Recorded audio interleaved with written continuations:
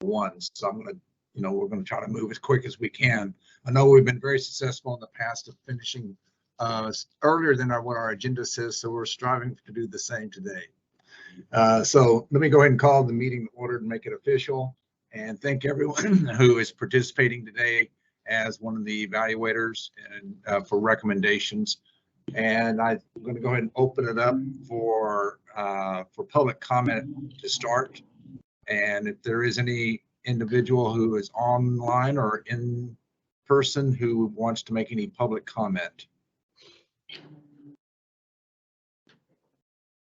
So not seeing or hearing. The one thing I do want to make certain everyone understands is that this is being recorded and will be transcribed as well. So with that, Ian, I'm going to switch it over to you for item number 3, the start of our mission for the day. Excellent. Thank you, Senator Krasowski. I'm going to pull up some slides here. And as the Senator just noted, we do have a pretty full agenda, but we've times, and I think we're going to be able to get done before 5. So, but that being said, we do have 150 slides. So, want to just, I guess, temper my my optimism a bit. But so to begin with, there's a few points of introduction that we'd like to cover. But first, I'd like to introduce myself. I'm Ian Davidson. I'm the Justice Reinvestment Program Manager. I'm here joined by Catherine Talon, Senior Research Analyst. She'll be guiding us through most of the data as we walk through the 33 different counties that have applied.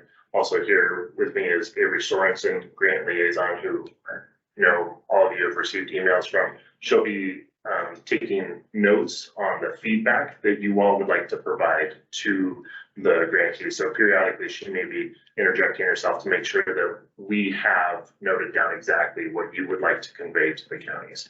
And then lastly, we're joined by Carrie Glazer. She's also a senior researcher with the Criminal Justice Commission, and she'll be hopping on if at any point we are looking at the static dashboards that we have in the slides and we'd like to go live. And so at that point, I'll stop sharing my screen. She'll start sharing her screen and she'll join us virtually and talk through what we're seeing, have a chance to respond. We can then look at the data live. So that's the Criminal Justice Commission staff that you'll probably be hearing from over the course of the day. And here are you. So it might be helpful just to go over the committee membership, who's here present, and then through a quirk of House Bill 3194, certain members have voting rights and others do not. It matches the separations of powers. So individuals who are in the judicial branch, like Justice James, or in the legislative branch, like Senator Krasowski, do not have a vote. However, voice. And so, and historically, this has been a body that has been rather deliberative, and when there's opportunities for discussion, everybody is of course invited to participate in that discussion and engage in that discussion. So happy to go through these one by one. I'm also aware that this is being presented, and yeah. All right. So for today, by email, and then also included in the calendar invitation, are the grant applications themselves, all 33. I'm sure that you all have cherished them over these past few weeks, like I have, dear friend, at this point. And then the grant solicitation, which is the rules by which we make assessments and judgments. So here's a very brief overview of kind of what we expect the day to look like. It matches the agenda that was publicly noticed. By at 9:30, and actually I think we'll get to it much earlier, we'll begin the review of the grant applications themselves.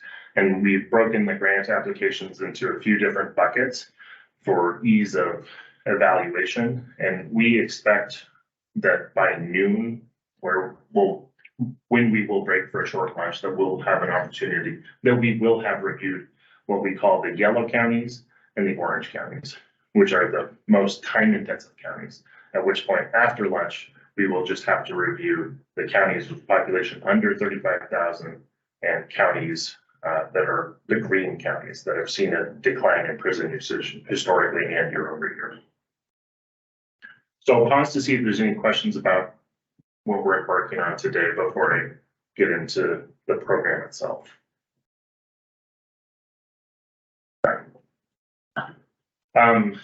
So you might hear me say, I know for especially those of you that have been involved with justice reinvestment for many years, you like me have called this JRI. Chances are I will probably still call it JRI through this meeting, but we are trying to also call it JRP, the Justice Reinvestment Program, the Justice Reinvestment Equity Program, JREP.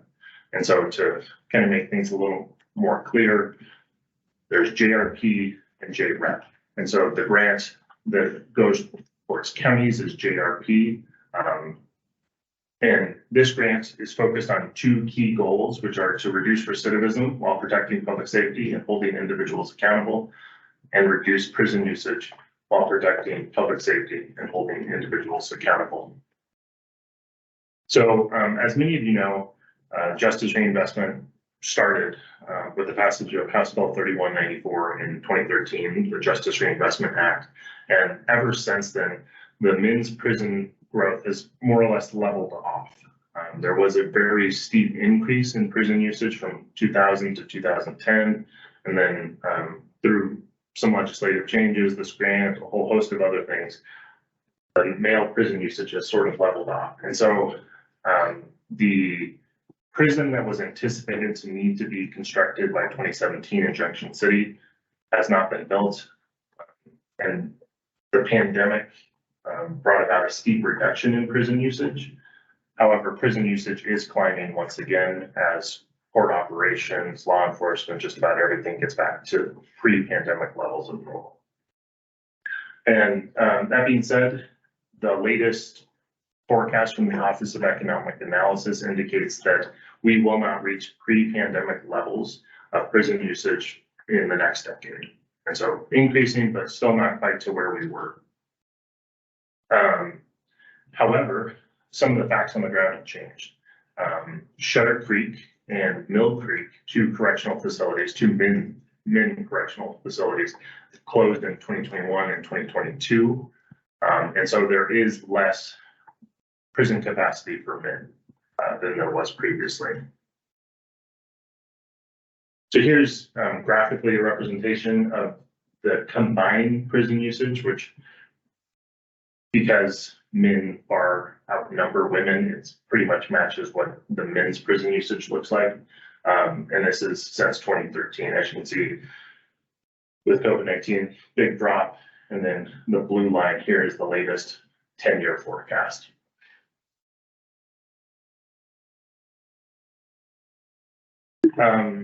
So what we are reviewing today is the preliminary application. Justice reinvestment is now a two-phased application process. And so it might be helpful just to talk a little bit about how the grant application has evolved and changed, just to give you all context.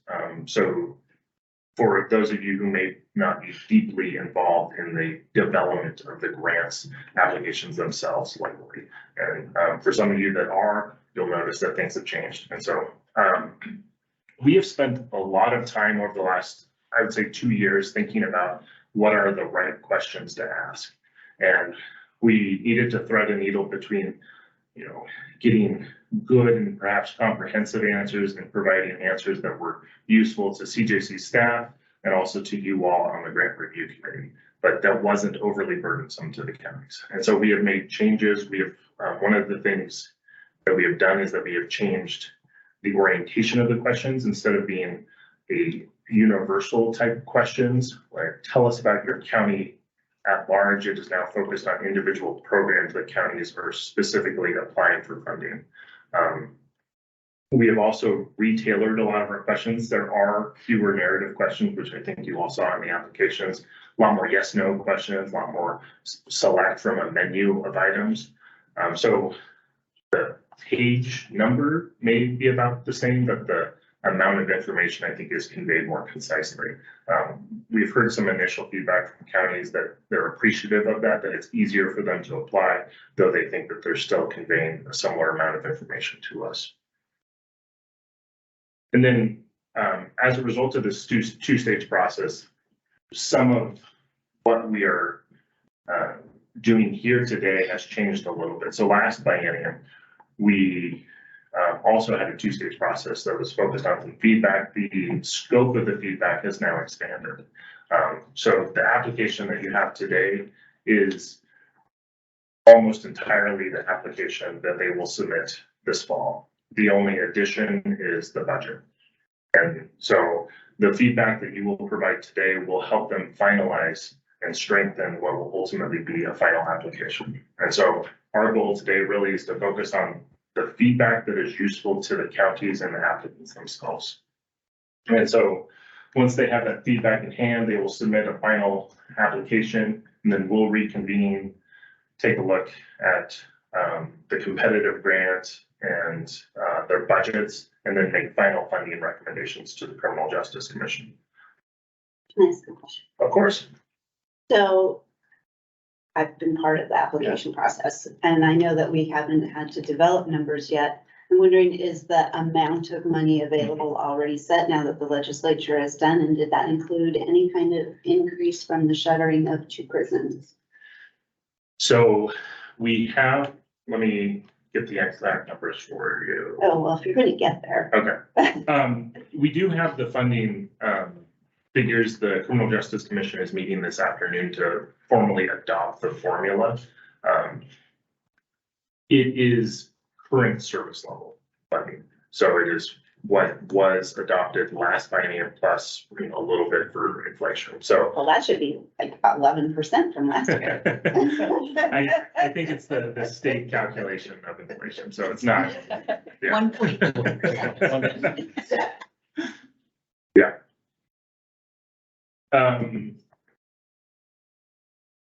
Yeah, I guess I verbally talked through these different bullet points here, but really I just want to stress, and this next slide will convey that today what the counties really need from us is just feedback. And so we will have future opportunities here in the final application round to make funding recommendations. Now is not the time to do that.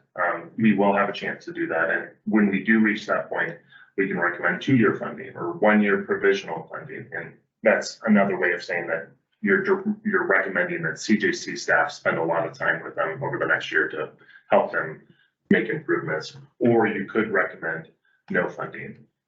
And if a county is recommended to 1-year provisional funding, a year later, you all will reconvene again, review a new application from them, and then make a recommendation for funding or not for funding. But today really is just about the feedback.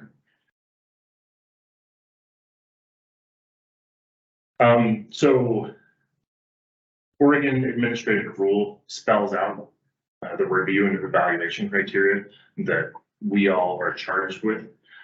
So I'll walk through these one by one. So the first one is whether the applicant's program is designed to reduce recidivism of participants.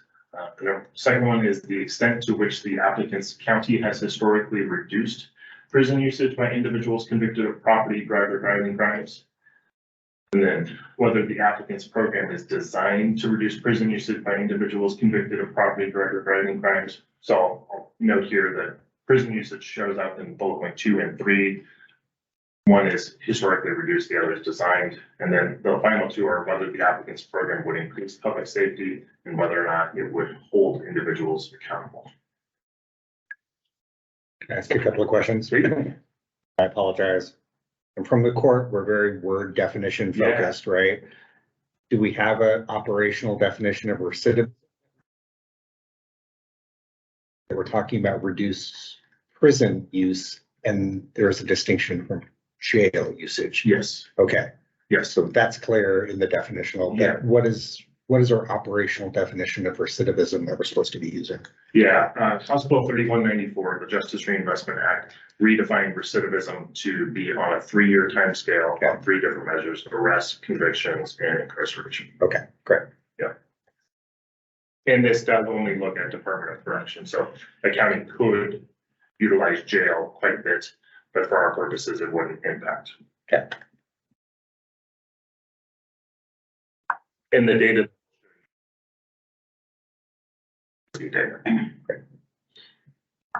So, your role today is to, as I said before, provide that feedback. And so your feedback could, focus on program design, it could, have on unclear information or missing information. So if you have a question or a concern, here's an opportunity to raise that. Then they have several months to respond and update their application. Or the feedback could focus on data trends. So if we see prison usage climbing and they don't really address it in the application, that's also an opportunity for us to say, hey, could you dig into that a little bit more, provide us some more context, some more information of what's going on?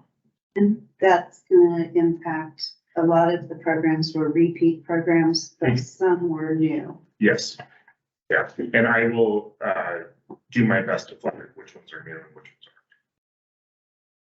aren't. Yeah, most of these programs are existing programs. There's a handful that are new. And I mean, this might not be the point you're trying to make, but of the programs that are existing, if we've seen prison usage climb year over year, that might be an opportunity to think about, okay, maybe we need to consider changing the program or discarding the program. And the new programs, if some other county is using them, can we look at their data trends? Sure, we could, yeah.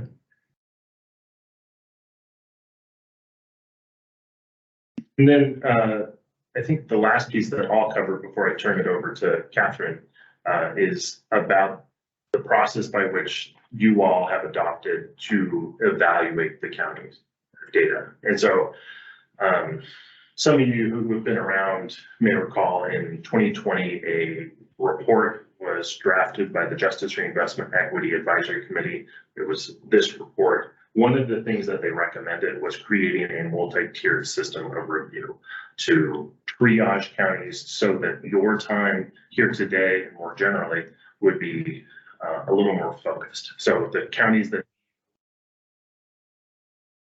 our attention there. And so in consultation with you all, we have I'll say it's a 2-tier system of review. The first pass is focusing on the county's population. And so I think it was last fall, maybe last winter, we all talked with you all about changing the population to 35,000. So the new cutoff is 35,000 population. And this is for a number of reasons. Principal among them is that smaller counties, there's just a lot of volatility in the data. It's hard for us to make any kind of conclusions or to even look at trends when the trends are so wild. I'll use an extreme example of Wheeler County, where if they send anyone to prison, 100% prison rate growth.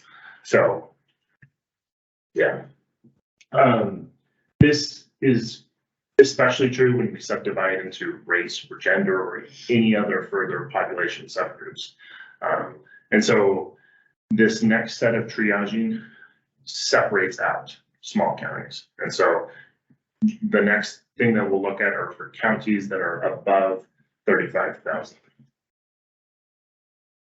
And so here's another way to look at it based on population, which is the x-axis here. And off to your left is the dollar amounts from last biennium. So to give you a sense of scale and magnitude. And so for the counties under 35,000, we're really only talking about $3 million. And because population somewhat correlates to prison usage and therefore justice reinvestment.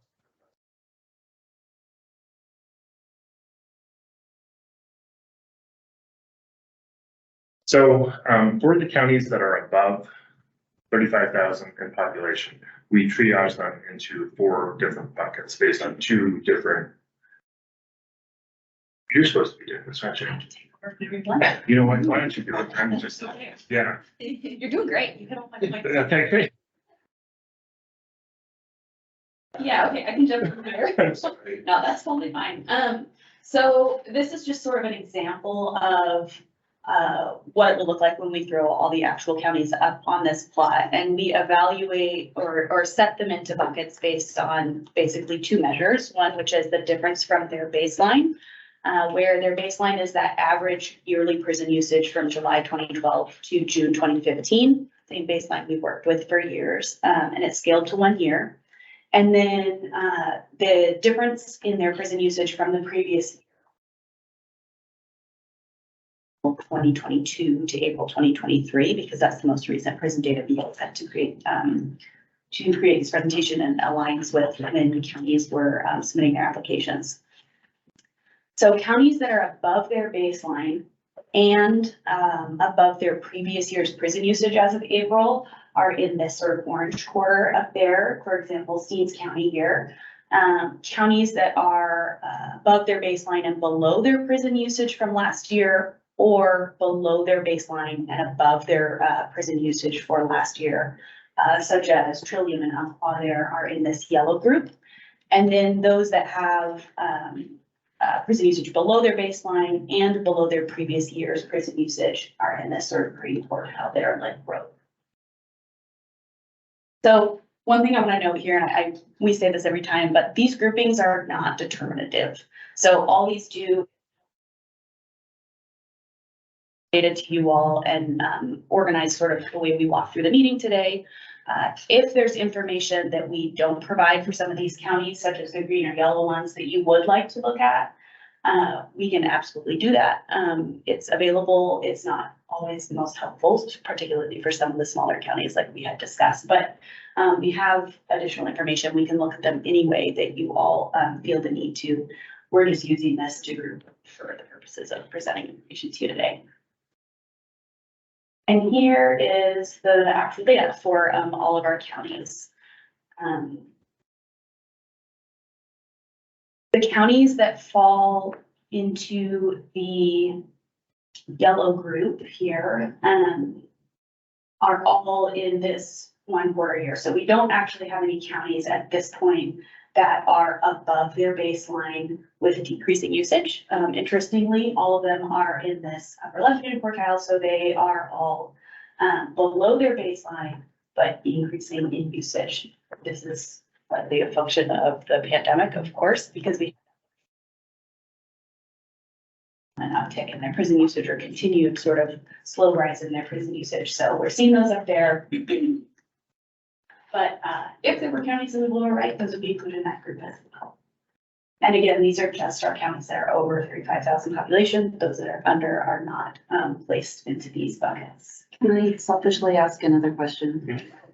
So if a county's doing those Senate Bill 819 reviews and changing sentences, is that getting reflected in your data?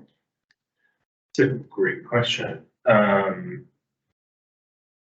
So if they were, I guess it depends on when they were sentenced initially, because what we look at is, so if somebody was sentenced in say 2017, that would not impact the data, because our data only looks at the 12-month rolling sum. So anything, I guess what month is it? It's June. So we would have data going back to May of 2022. Sure, but if somebody got sentenced in after baseline was set, 2012, and then got a sentence, a length of stay reduction. Oh, I see. So if it was during the baseline, your baseline could decrease. Okay, I just want to know that that's Yeah, getting reflected. yeah. Yeah, and that's true of, because the length of stay is an estimate until somebody is ultimately done with their sentence. So there is a little bit of data variation over time. Did I convey that right? Yes, Okay. we work with the most updated DOC data, so if it changes in Yeah. the system, it is reflected in our calculation. Yeah. Can I make us selfish? That's our new term. admittance of guilt. I ran off and forgot my computer and I'm wondering if there's any way, Yeah. I've got my iPad with me, but, or hard copies, and I hate to ask for that Yeah, as we're moving forward. I Sure. want to give you some time to prep that if you need to. yeah. I think we can, and actually, have you all been able to connect? Quit trying. Okay, But I have all the applications in a different, so. okay. I can also like set up a hotspot. No, I mean, I think I'm connected at least partially enough to get to the applications. Okay. So All right. Would you, Like applications, so sure. I'm looking for applications. Either, like I said, I have my iPad with me, I can download it to that, or would you prefer hard copies? I don't want to kill trees, but yes. Okay, yeah, I'm so sorry. Print it. these. Yeah. Yeah, Just do they're all stapled, so, next staples out. okay, we can, we also have I'll just print it. Okay. I'm so sorry. We'll see how we see it. Yes. Yeah, maybe. See if there's enough paper.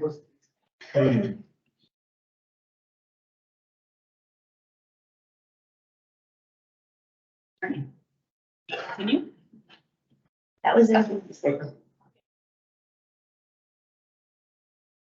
For that plot, we just put them into these boxes here so we can more easily list the counties and which group they fell into. And then this is also the order left to right that will be going through the presentation, if that's helpful at all. But for those counties in the yellow group, we have staff have prepared slides depicting the racial disparity tool for their sentencing, baseline and prison usage data, and then program analysis.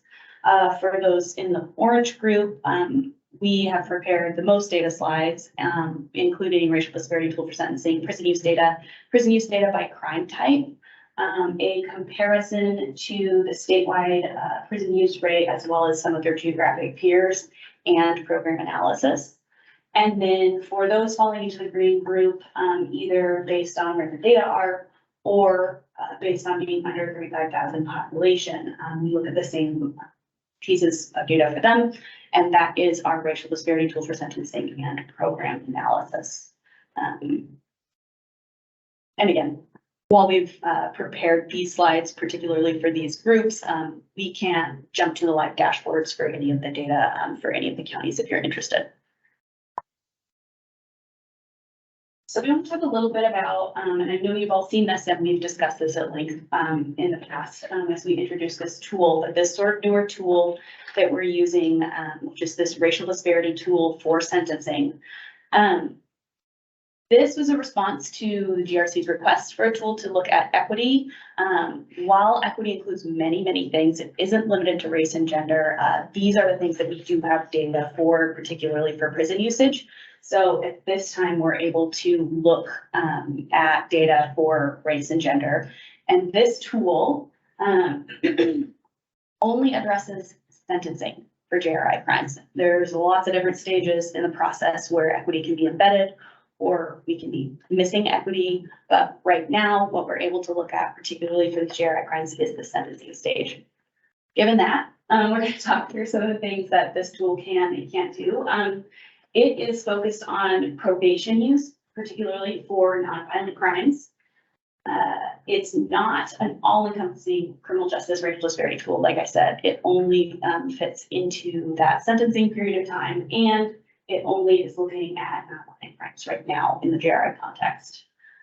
It's meant to be a resource for counties as well as the GRC. So for counties, our hope is that they can go and look at this tool and it can help inform their grant program development and what's going on in their communities with particular groups that their programming may need to be geared towards. It's not a tool that can determine grant funding outcomes, obviously. It's just a tool for you guys to look at and consider, but it doesn't make any definitive statements or categorizations for any county. And then, of course, it's a resource for you all, the grant review committee, to inform grant program review. And so just to reiterate, equity includes many, many things. This tool doesn't examine gender identity, sexual orientation, socioeconomic status, religious affiliation, or any other demographic categorizations, because at this point, we don't have present use data to help support looking at those particular pieces of equity. I feel like maybe I should pause there before we jump into this next slide. Any questions? So we are. Yeah, great. So like I said, we're looking at this specific sentencing piece here. And this, if you open up our dashboard and you're looking at this tool later, this is an explanation that we provide on our dashboard, and it's hopefully helpful to counties as well. But I'll just walk through sort of what this measure is looking at. If you have two groups of people who have all been convicted of a nonviolent crime and are about to be sentenced, so we're at that period of time, we have a minority group and a majority group. In our case, right now, this can be applied to a lot of different things, but in our case right now, that's going to be a minority race group, and a majority race group, which will always be white. But in a situation where the minority group has 1 out of 10 sentenced to probation, so a probation sentencing rate of 10%, and the majority group has 2 out of 20 sentenced probation, that's also a probation rate of 10%. So the racial disparity here is 0. And all that means, if we're thinking about the word disparity, is that it's the same proportion of people. It doesn't have anything to do with intent or what folks experience necessarily. Disparity is just a numeric term meaning different. So they're not different here. There's no disparity in the number of individuals being sentenced to probation for those two groups. On the right-hand side, we have another example where the minority group again has 1 out of 10 sentenced to probation, but the majority group has 4 out of 20 sentenced to probation. So in that case, there's a probation rate of 10% for the minority group and a probation rate of 20% for the majority group. So the racial disparity in this example is equal. Means one. I think that we missed a few words here. Actually, that's okay.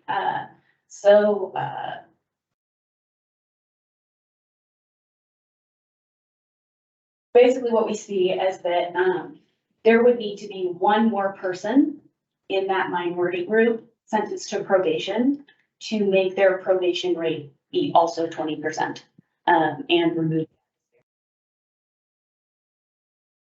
Meaning necessarily in someone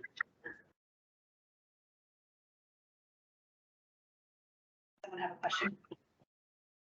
Okay, maybe that's just a mistake in unmuting. But basically all we can see here is that there's a numeric difference in the two groups and the rate of their probation. It takes a lot more context in taking a look at the community and maybe the program and how sentencing is done to see whether there's something to that disparity or whether it's just a random occurrence, which is very possible. Are there questions about how this is calculated? I know I stumbled through that a little bit. Yeah. I know I screwed it up, but we'll walk through some examples of this through county data as well. I just heard from someone that's on the line that the audio is breaking up. How, somebody who's maybe listening in remotely, could you let us know how much, if any of that, you cut? It's Floyd. It's breaking some, but it's not that, at least on my end, I'm hearing most of it. Okay. Thanks. Yeah, I'm looking at the screen. I can do my best. So I'm getting the gist of it too. It's okay. this is kind of the conclusion of the introductory slides. So the good news is that we're an hour early. So No we can break. take No break.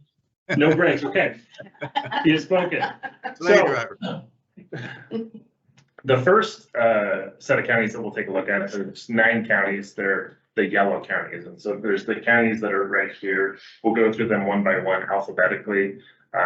So as a reminder, we will take a look at their prison usage, racial disparity tool for sentencing, and then we'll do a programmatic review. And so Catherine will walk through those 2 data pieces, and then I'll talk us through the programmatic pieces.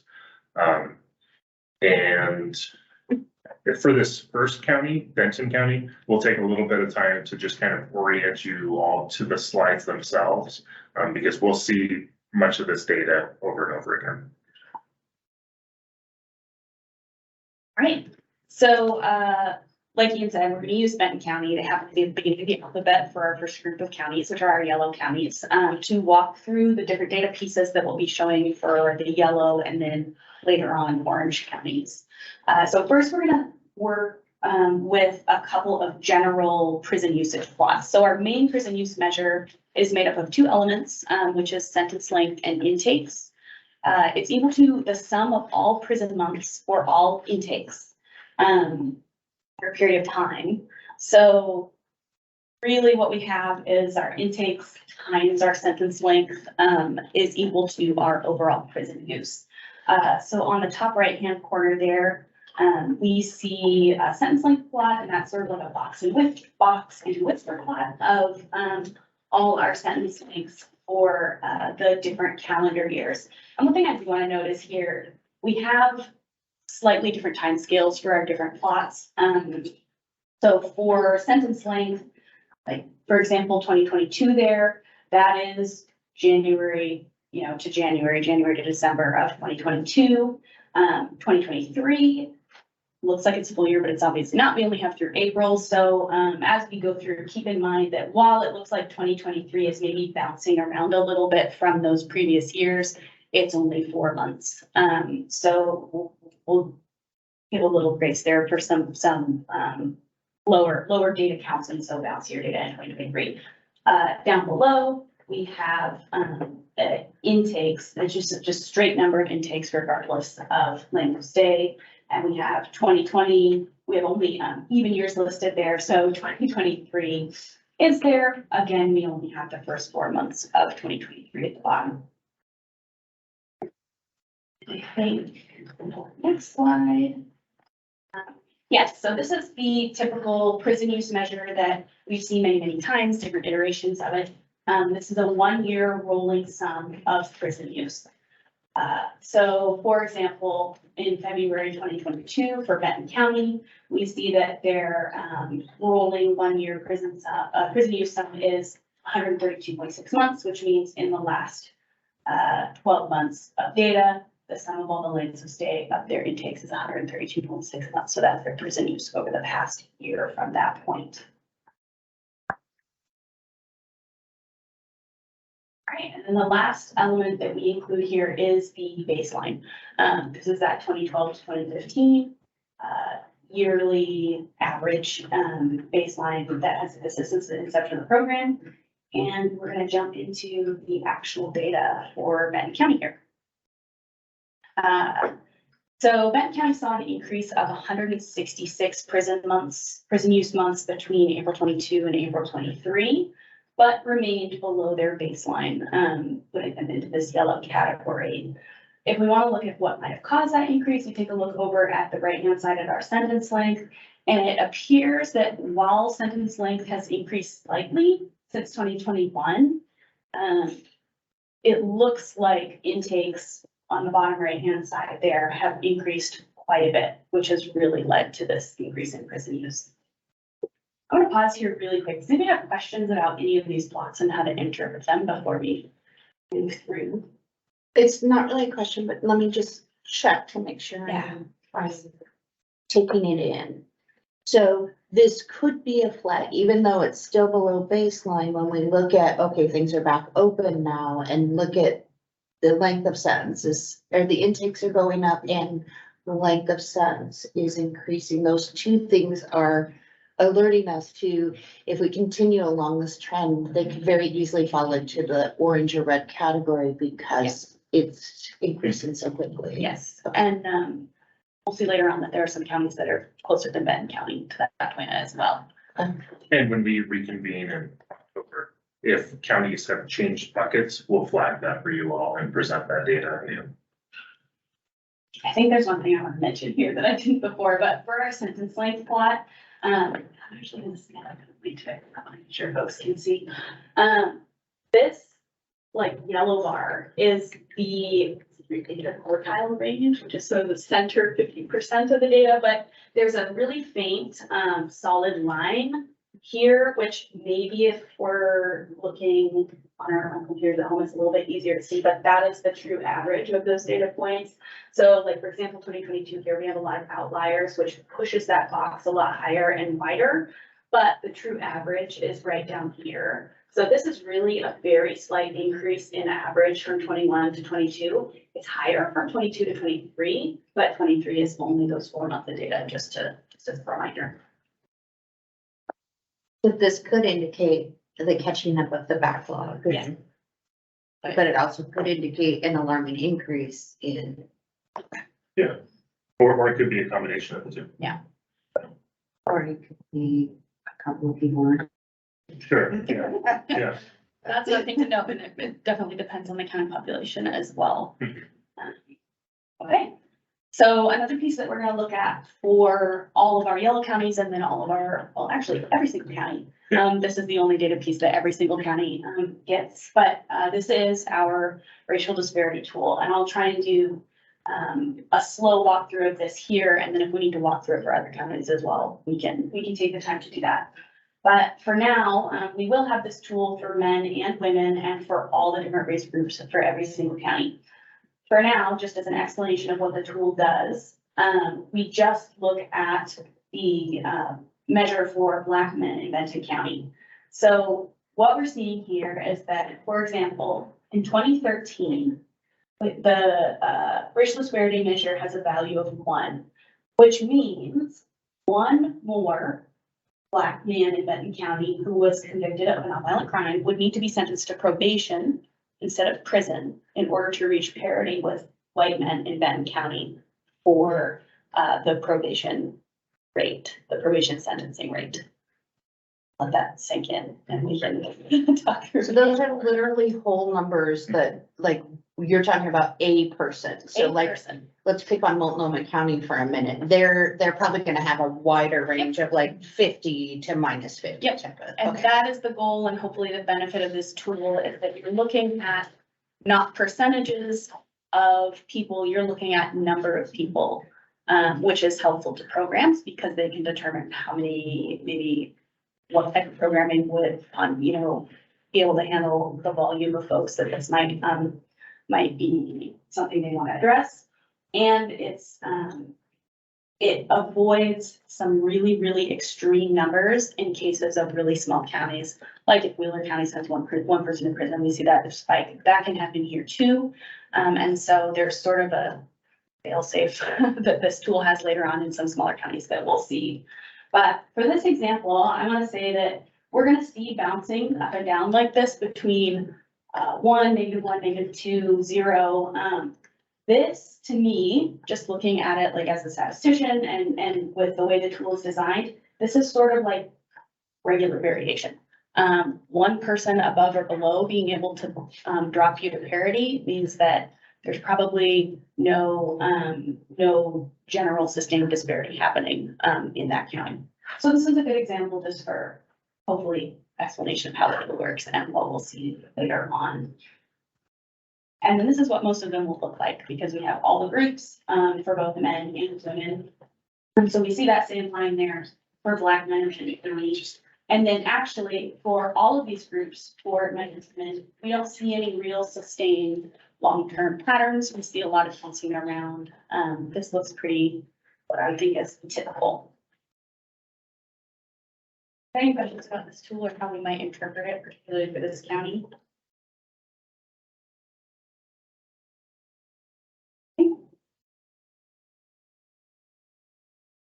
think we saw engaged looking, and that's good. Yeah, we can pause. Yeah. Because we need to, sure.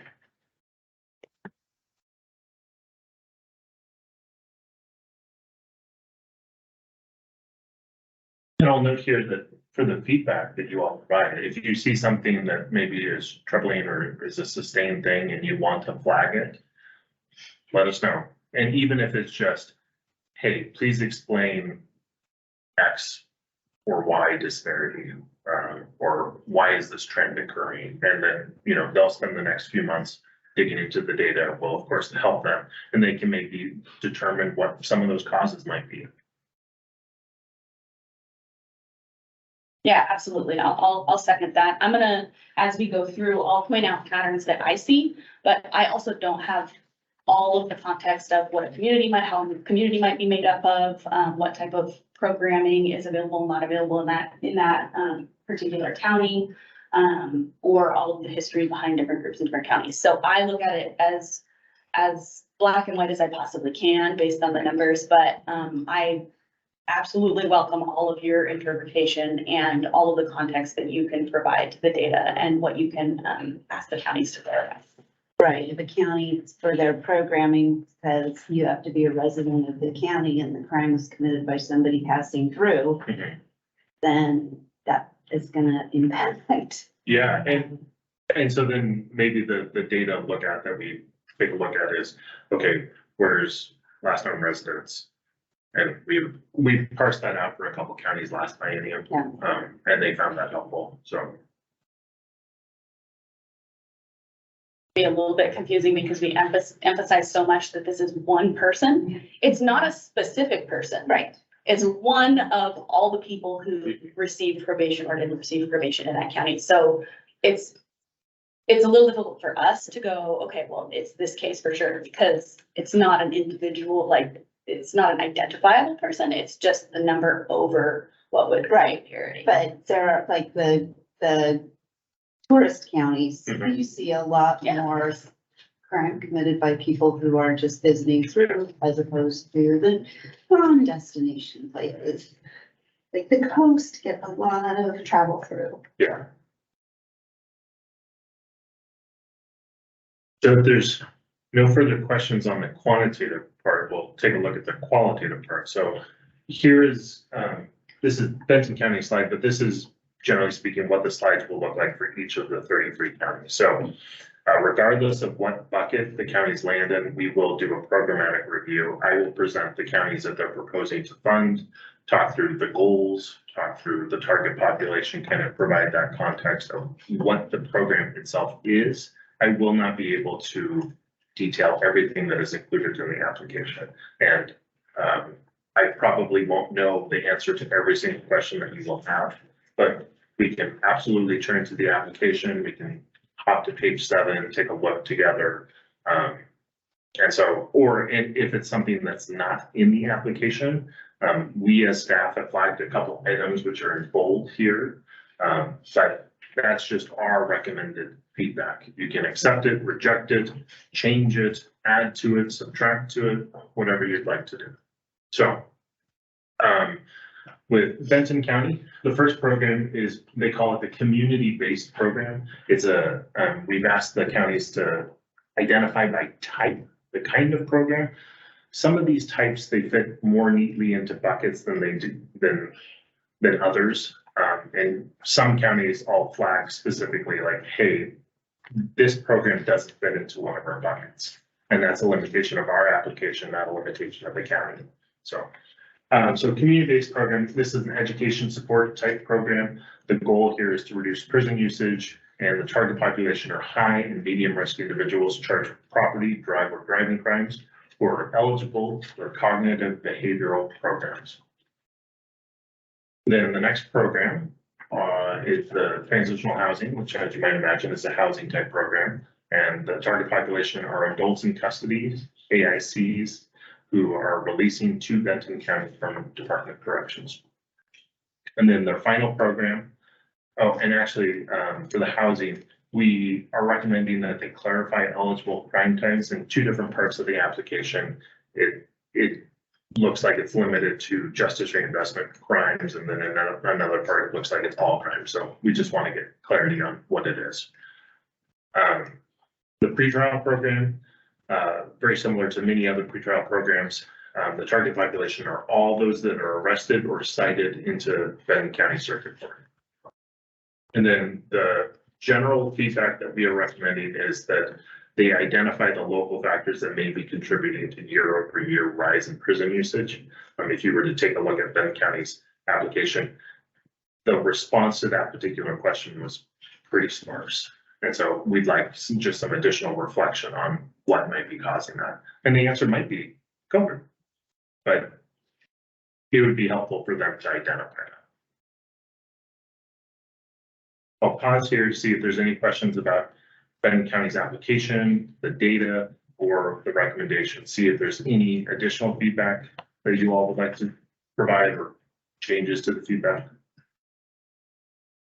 I did have one question. There are several applications that have a pretrial release program as part of that.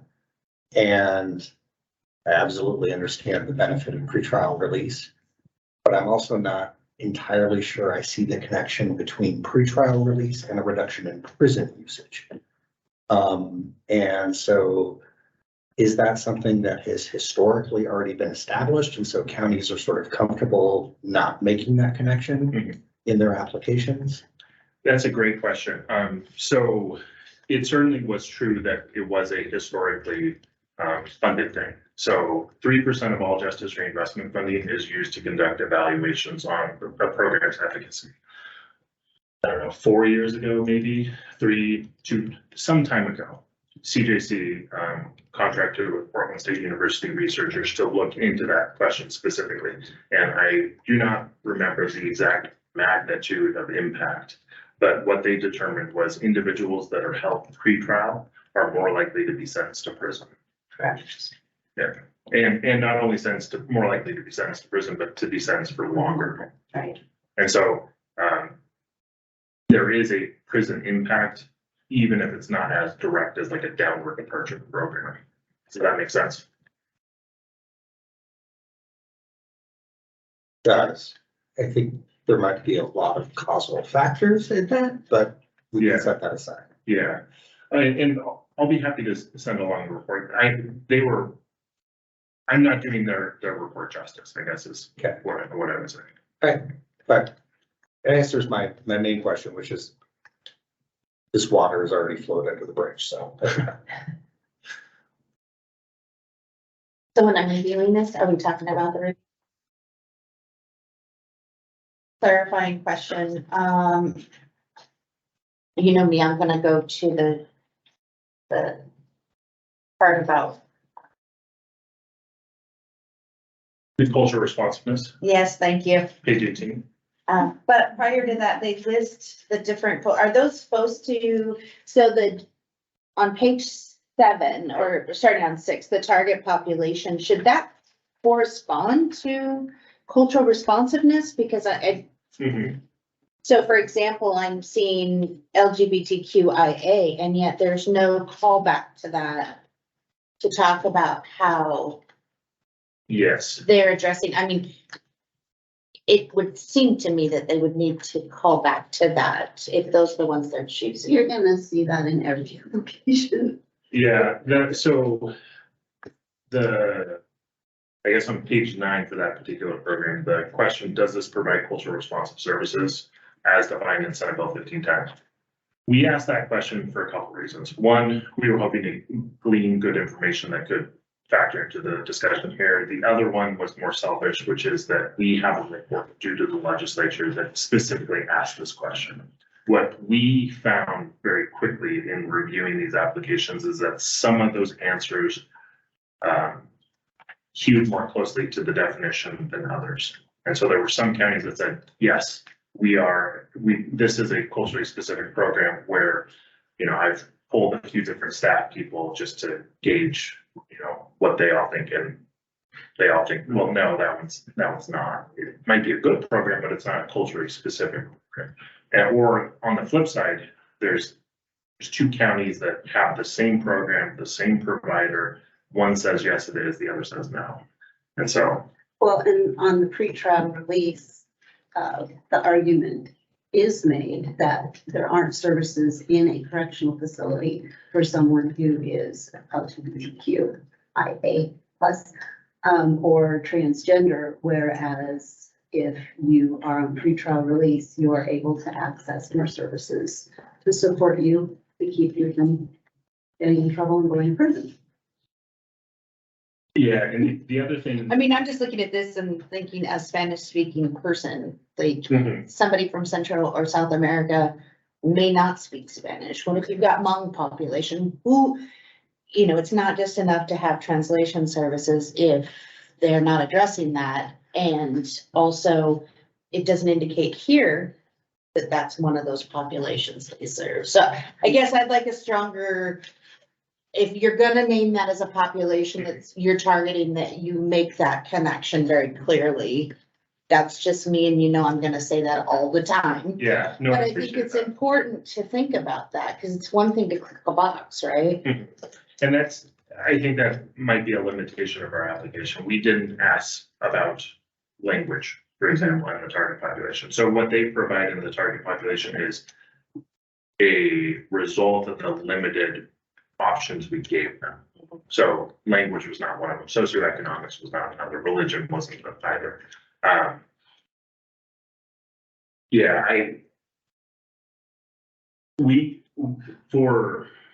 Because the data was so varied for the cultural responsiveness question, we kind of discounted it.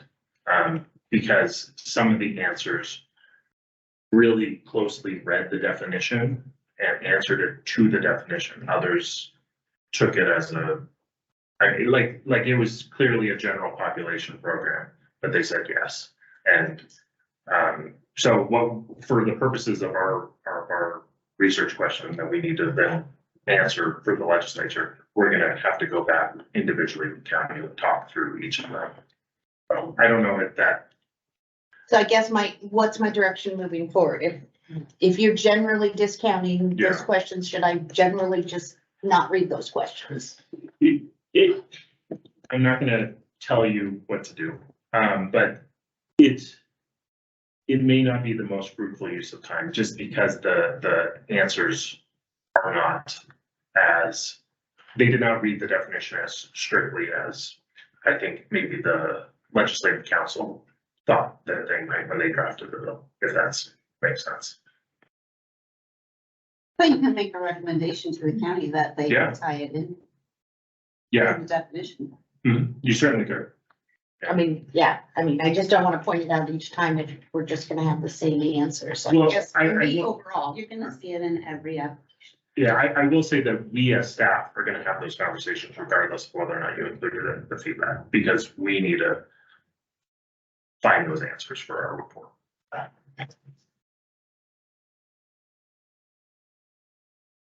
and on the whole, I do appreciate your recommendations in terms of the local factors. Oh, thank you. Okay, next up, Clatsop County. Can I clarify too? So Oh, yeah. all of those recommendations, you're good with providing to the applicants, the staff recommended feedback? Okay, and then also including making a stronger connection between the target population of the programs and the culturally responsive services. Okay. Thanks, Harry. So the first thing we look at for Clatsop County is their overall prison use data. I want to note that Clatsop has a population of about 40,000 people. It is the smallest of our large counties. So we'll see some of the quirks that we would see for some of those small counties here, which is that their increase was 11 prison months over the past year, which is less than the average length of one JRI sentence. So it is a technical increase, I'm gonna say. And they are far below their baseline still.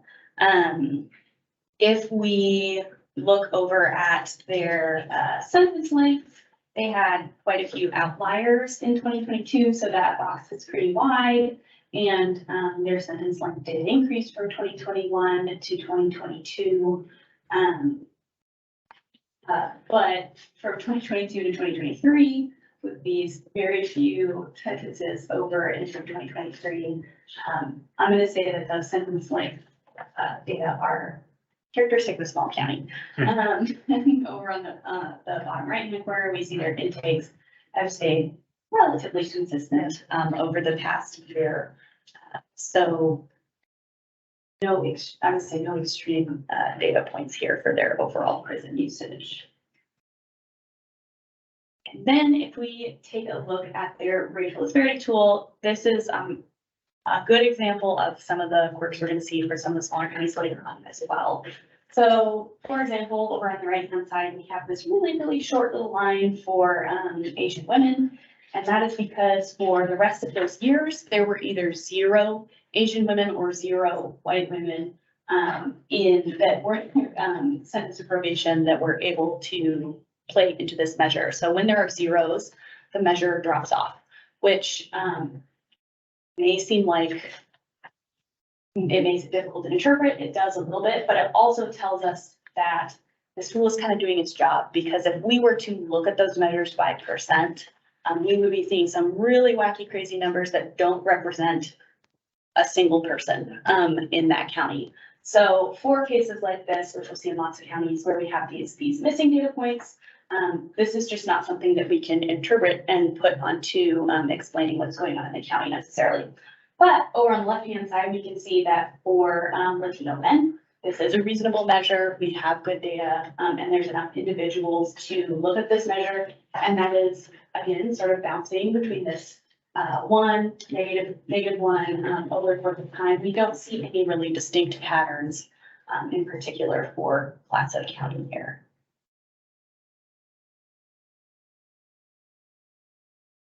Sorry. I rushed that slide. Okay. The first is a pretrial release program. The target population here are all individuals who have been arrested, who are going to jail, or those who have been cited in lieu of an arrest. The second program is a downward departure program. The goals here are to reduce prison usage and recidivism, and the target population are medium and high risk individuals convicted of felony crimes. So here, our staff recommended feedback is that they clarify if low-risk individuals are included in the program, and if so, ensure that the risk levels are not mixed in programming. This was another example where the answers were a little divergent in different parts. And so we're just seeking clarity on that. We're pretty sure we know the answers, but we'd like them to say it. And the mixing risk levels, that will be a recurring thing for a few different programs, because it's really important that low risk individuals are not participating in, let's say, a treatment program with a high risk individual. That's detrimental to the low risk individual. And then the more general feedback is that we ask them to identify local factors that may be contributing to year-over-year rise in prison usage. This is similar to Benton County, where the answer could have had a little more meat on the bones. Any changes to the feedback, additions? I guess the people that are online, I'm looking there as well. Okay. For any of those of you joining virtually, anything else to add or questions? Okay. So next up is Coos County. All right, so for Coos's overall prison use, they saw an increase in prison use about 74 months between April 2022 and April 2023. Their sentence length has remained relatively consistent over the past few years. There was one outlier in 2023, which is in the first 4 months of 2023, which appears to have created this sort of last little uptick right there, which may have pushed them into this this group here, which is also relatively small. That's just kind of a good reminder that occasionally an outlier, even in a not small county, can cause sort of an uptick like that in their overall prison use. Nothing super remarkable here. They remain under their baseline.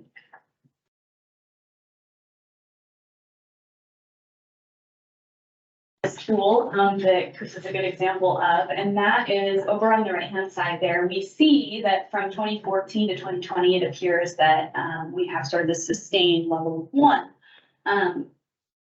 a function of Tableau, which is our dashboard tool that creates these, is that if there are blanks in between two established values, like those ones in 2014 and 2018, it will fill those in. So when you're on the interactive tool and you're running your mouse over these plots, there are no points between 2015 and 2017. Those are actually blank. So this isn't a sustained pattern because we actually have blank values for 2015, 2016, 2017, and 2019 for Black women in Coos County. So this is something that reminds us that our interactive tools are wonderful. We don't always like to look at just a flat plot. But Could you explain why it wouldn't be zero? for the same reason that we have the actual blanks, like in our last county where there's totally missing values, if they don't have somewhere to connect to, Tableau has a little bit of a mind of its own. It's either that there's zero white or zero non-white individuals depending on the group, and that just causes there not to be values there. But again, for Coos County, despite that sort of visual trick there, we don't see any real sustained patterns for any of these groups for men or women.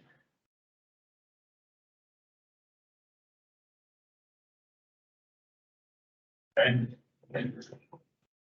so Coos County, they're proposing two programs, the first of which, and actually I should mention this, so far, no new programs. These are all pre-existing programs. This is true for Coos County as well. The substance abuse treatment, this is a drug and alcohol treatment program. The target population are justice involved individuals, JIIs. Being supervised on a downward departure or optional probation in lieu of a prison commitment. And our recommendation here is just to ensure that the risk levels are not mixed in programming. That's almost certainly not occurring, but we want to make sure that they declaratively say that they definitively say that. The next program is the downward departure program. The target population are justice involved individuals facing prison sentences for property, drug, driving, and other offenses. And here, again, our recommendation is just to ensure that those risk levels are not being mixed. And then we're generally similar to past few counties, we are recommending that they go back and identify local factors that may be contributing to year-over-year rise in prison usage. This is an example of what I was hoping for in terms of Oh, yeah. the work that they're doing with different folks. I mean, that are addressing the issues, so even some of their struggles, so. If anybody needs an example, this is what's happening. Okay. I wish, Mike, you might be I'm on. happy to say. Go ahead and take a bow. Okay, next up is Deschutes County. Getting into one of our larger counties, Deschutes saw an increase in prison use of 117 months from April to April. And they are still below their baseline, but they're rising and approaching their baseline again.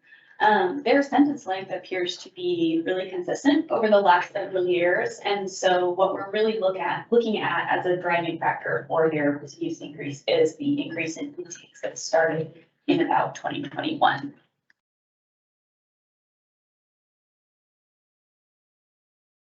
So this is the first time we see a couple of patterns here, and so I'll start on the left-hand side. While these are small magnitude counts, we do see that for Asian men, we've seen a need for additional probation sentences to reach parity with white men for 5 out of the last 10 years, and this value never drops below 0. So in sort of normal variation, we might expect it to drop below 0 once or twice over the past decade. We don't see that, although those are really low magnitudes counts of 1.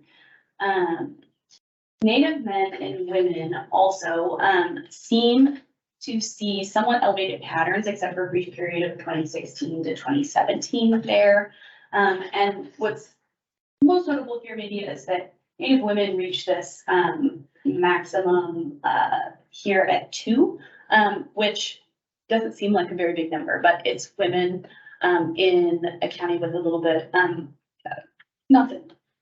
biggest population in the state. And so, just something to take a note of, that at 2 points in the last decade, there was a need for 2 additional individuals, Native women to receive probation instead of prison to reach parity with white women.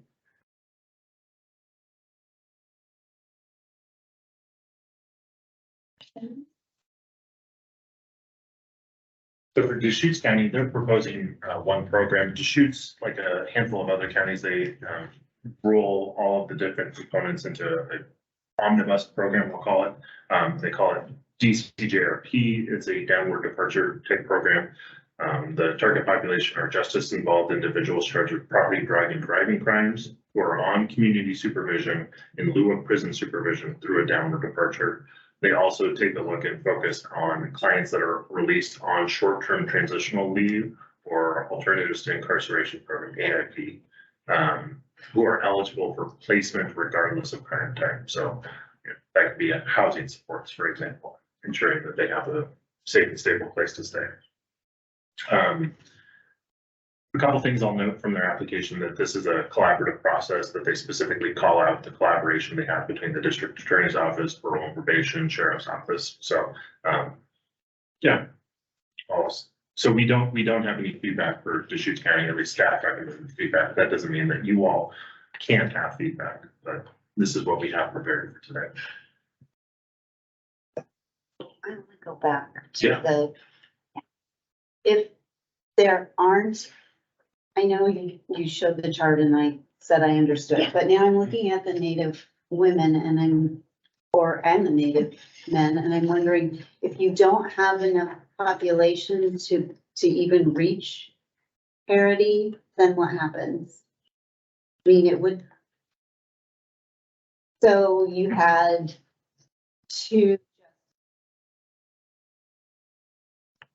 And both of them received probation, but you had 800 white women and more of them received probation proportionally. I mean, you don't have any more people to put on probation. What happens to your chart? Sorry, I'm trying to make sure I answer. So you only have 2 Native women, you put both of them on probation, but that's too small of a population compared to the white women that went on probation. You don't have any more that you can put on probation. How is that going to affect the graph? Are you saying if there's like a fractional? And saying before you showed you had 2 on probation and 2 out of 20, 2 out of 10 and 2 out of 20. Mm-hmm. If you only have 2 out of 2 and 2 out of 2 and 2 out of 20, what does that do to the graph? So in You want me to look at? issues, please. Yeah. So, yeah, so in a case like this, I mean, this tool isn't, completely like shielded against county population, right? So we do have to take these in context of the county population, the community population. What's interesting or helpful about these plots is seeing them over a long period of time and sort of a pattern over time. So it is very possible. So for example, you know, here, I don't look necessarily at the Latino men measure and say, well, in 2016, there was something going on, because it kind of sort of bounces around. So what's most interesting is that in 2013, it was 2, again, talking about for Native women, right? In 2013, it was 2, 2014, it was 1, 2015, it was 1, 2016, it was 1. There was a blip in 1 year, and then it was, you know, 2 again, 1 again in 2020. So it's more about a sustained number, and that, you're right. In 1 year, we can see a number that may not be an indicator, that may be an indicator that there happened to be a situation and one particular crime or one incident that happened in that county, and those 2 people went to prison for good reason. That's very possible. Or they didn't go to prison. Or they didn't go to prison. But they didn't go to prison, but you don't have enough, individuals. individuals just as involved out of that population group to compare to another group. So So in yes, in 1 year alone, one standalone year, we wouldn't want to look at this measure and say, absolutely, in this year, that something different should have happened with those two individuals. And that's not the goal of the tool. No, I know, I'm just trying to Yeah. make a picture in my head of what Yes. that graph means when you're Yes, That's That's talking very- about that's a possible. 1 or a 2. that's and possible. If the county did give probation to everybody, but it was only 2. Now I get what you're saying. In which case it would be a negative number, right? I'm Yeah. getting feedback from from Carrie here. Okay, because what, I mean, So they this sent, is, we sent a disparate number of white people to prison. And only had 2 people in the native population, And they all went to probation. and they all went to probation. What does that mean? Then that would be a -2. Okay. So it would look like this. Or if you had 60%, Well, if you had It might not 60, be -2, but it would be a negative okay, number. but let's say you had only 2 get probation and you have 80% of your white women getting probation. Is that gonna show as a, that would. So this is a whole number, but it's Right. based on a fraction. right? So it's out of the number of convictions. So you have 2 people convicted Mhm. and both of those individuals go to probation. That's, we're gonna call it 100% probation rate. Right. So if the white probation rate is 80%, Uh-huh. we're gonna see this tick below 0, but it rounds. So it's very small. Uh-huh. And the white population is really large and we're able to get sort of like, oh, I'm not. Carrie might have to jump in here and help us out. But, if it's a really extreme difference between those percentages, it may round to 0. Okay. Because it's a fraction and it's really, really tiny because those are so different. We may drop to 0 here and not see it. I hope that's somewhat helpful. Yes, Carrie, please chime in. Yeah, right, like Catherine was saying, I mean, it's always coming from a fraction of the actual justice involved individuals, right? So even if you had, like, let's say you had 10,000 white women and they all went to prison and you had 2 and they all went to probation, your racial disparity would be -2, right? Okay. So if 100% of the majority went to prison and 0% of the minority went to prison, you would still only take those 2 people and say, oh, well, I guess 100% of them should go to prison and vice versa. So like in this case, for that higher point for Native women where the value is 2, in that particular year in 2019, there were a total of 6 supervision intakes of any kind for Native women. So 6 convictions for nonviolent crime for Native women. And one of those women was given a probation sentence as opposed to prison. And so their rate was 17%. So that number, so that's saying, well, we really would have wanted to have 2 more Native women to be at the same rate of probation as white women, which was about half. So you'd want about half of those 6. So it's always going to be a number that's smaller than the total justice involved individuals in that category, regardless of how big or small that number is. Okay. Sorry. No, it's, Great we question. just, we gotta watch Take your everybody off with all good. moving along. I know we need to move along. We're ahead of schedule still. Well, let's see what we can do to. Yes. No, don't do that. All right, so next up is Klamath County. All right, so we'll take a look at their overall prison use. Klamath County saw a really slight increase in prison use of 25 months. Again, pretty close to the average sentence length for just one GRI intake. And it remains pretty far below its baseline. Their census line does seem to have increased slightly in 2023. But again, that's only the first 4 months of 2023. And it looks like those couple of outliers that we see in the 2023 measure there are really resulting in this uptick because their intakes have stayed relatively consistent over the past period of time.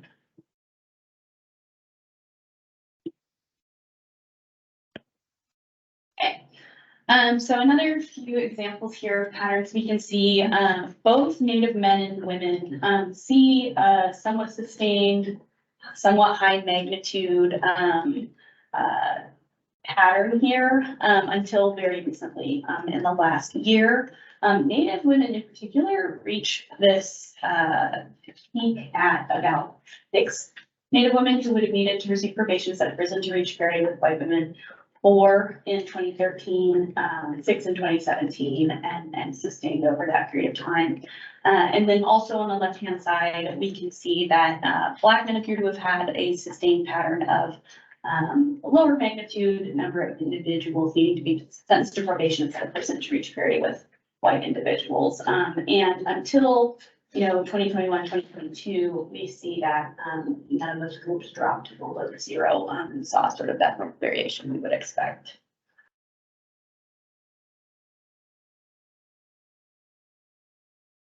Okay, so Klamath County, we have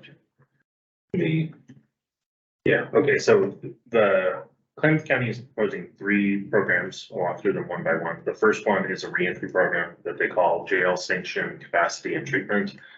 Here, the target population are high and medium risk individuals serving a local control sentence in Klamath County. So to the point you made earlier, Justice James, that population would not reflect in our data. However, this is one of the ways that they reduce their prison usage by keeping them locally as a local control sentence. Here, our staff recommended feedback is that an assessment is needed. Right now, they specifically say that an assessment is not used to determine who should participate in this program. We would strongly recommend that they use an evidence-based assessment to make that determination. For the pretrial program, the target population are any justice-involved individuals charged with a crime and lodged in Klamath County Jail. And then the final program is a trauma responsive care coordination. This is I believe, a new program. So yes, their plan is to add a qualified mental health professional as part of here I'm reading from their application, as part of our inclusionary component. As part of this application process, this individual will work with the mental health team consisting of 2 parole and probation officers. This position will be responsible for interacting with the POs as well as triaging clients throughout the work week. And the target population here is of all risk levels and for any crime type that reaches the level of needing a trauma responsive intervention. Here, because this could involve treatment, where we'd like to ensure that they are not mixing risk types in programming. And our recommended feedback is that this is probably more appropriately categorized as a mental health treatment program as opposed to a restorative justice program. And then more generally, we'd like them to identify local factors that may be contributing to that year-over-year rise in prison usage. And then we have also asked counties to identify the process by which they will use to allocate 10% of justice reinvestment funding to victim services. And they noted that they have either 1 or only 2 victim service providers locally, and that's how they award their funding. We've found a children's advocacy center that serves that local population that they previously have not funded. So our feedback includes letting them know, hey, Klamath Lake Cares is your local children's advocacy center. And so they would be eligible to receive JRP funding. Any questions, concerns, changes to the feedback? So this is one of those counties, and this has been my experience in communicating with folks from the Klamath tribe, that there's not one mention of any work that's being done with the tribe. Oh, I sure thought they did. Maybe I missed it, good. They talked about the APAC, I forget what that stands for. Family.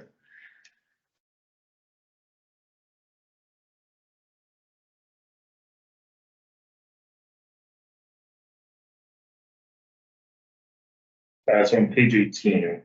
Mhm. And you know what? They don't. I'm mistaken.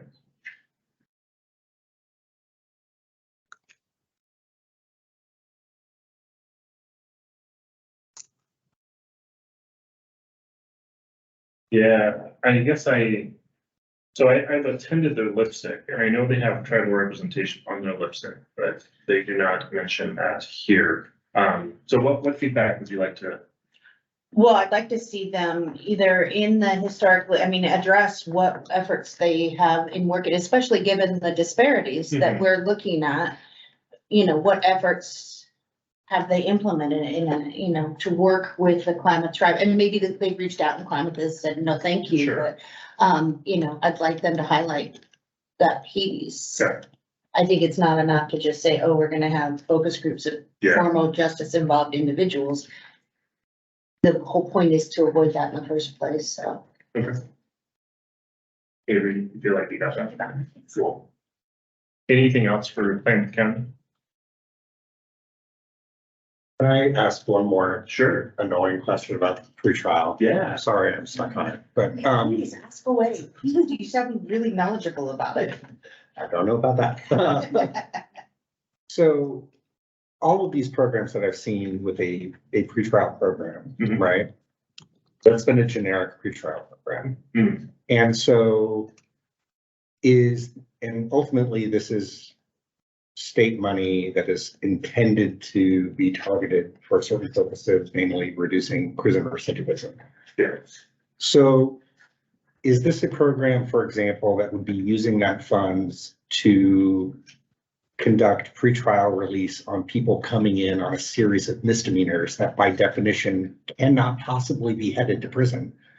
And so, Mhm. like, do these pretrial programs need to be more specific in that, like, it can fund pretrial programs that are targeting prison eligible people, Mhm. versus just the entire panoply of a county's pretrial program? Is that something that we need to be more specific about? What we have, I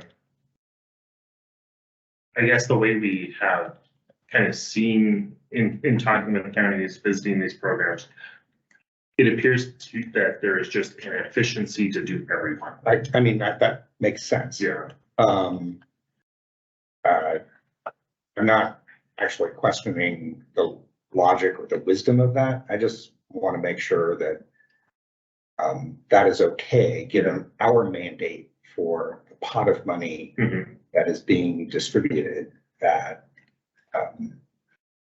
at least might be good somewhere along the way to acknowledge that, like, we have considered this, and it's not that we're like sending money for purposes that are not part of the charter, but that's simply that, like, for efficiency's sake, some things not part of the charter are being scooped up in the net. Yeah. That is definitely the case where it's a question of efficiency. You'll see for a couple other counties that their downward departure programs actually have a more expanded. Okay.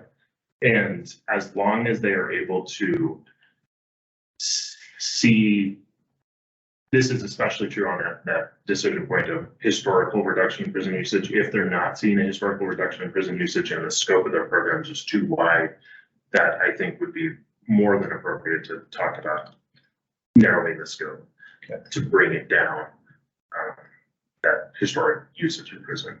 Okay. That's, I swear I. No, please, I love these questions. Genuinely, this engagement is wonderful. I really value the thought that you all are taking with this. So next up, Wayne County.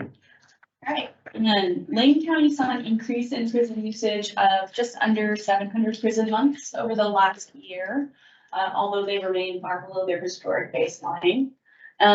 it appears based on their sentence length, which has stayed very consistent, and their intake plots, it really is a rise in intakes that has caused this increase in prison decision.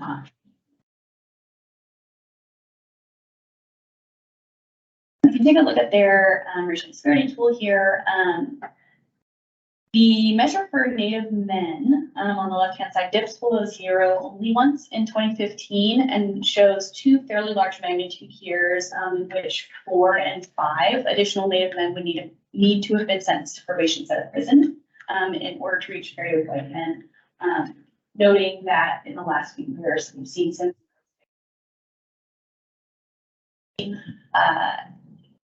on the right-hand side, we see that Black women have seen non-negative values since 2017, reaching a peak of 2 Black women would need to be sentenced to probation instead of prison in order to reach parity with white women in 2018, and then remaining on 0 since then.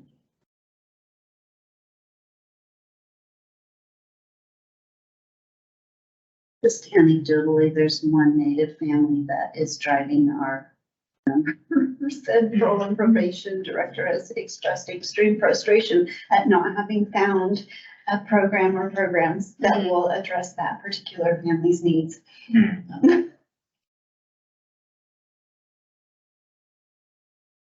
So Lane County, they have either, I think it's seven programs. So we'll walk through the first 4 on this slide and go to the following 3 on the next one.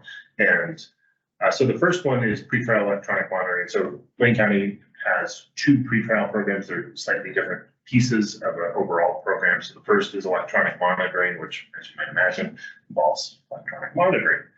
Here, the target population are individuals charged with the crime except murder awaiting trial in Lane County Circuit Court. The next program is a reentry program, the Justice Involved Women Initiative.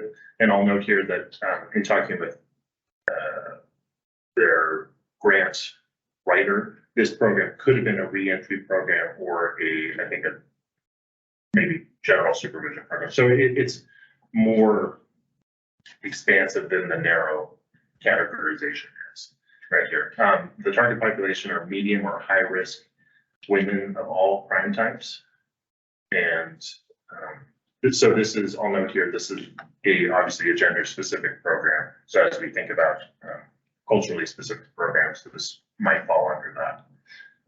Their next program is a reentry services and transitional housing. The target population here are high or medium risk justice involved individuals returning from incarceration. And then the last program here is the pretrial services program. So here they use a validated risk tool to make release decisions on behalf of the Lane County Circuit Court judges. And then they use a risk assessment. So let's see, our risk assessment program was last validated in 2017 by the University of Oregon Institute on Violence and Destructive Behavior in Texas Tech University in Lubbock. Any questions on these 4 programs before I go to the following 3? Next program is the Batterer Intervention Program. They identify this as a mental health treatment type program. The target population are clients mandated to Batterer Intervention Program who cannot afford the fees. And to, I think, the point you made earlier, this is outside of the scope of the property drug and driving. However, how we generally handle this is that because the overwhelming remainder of the program is focused on that this has been, we've determined, an appropriate use of program funds. Of course, you all can make determinations otherwise and recommendations otherwise.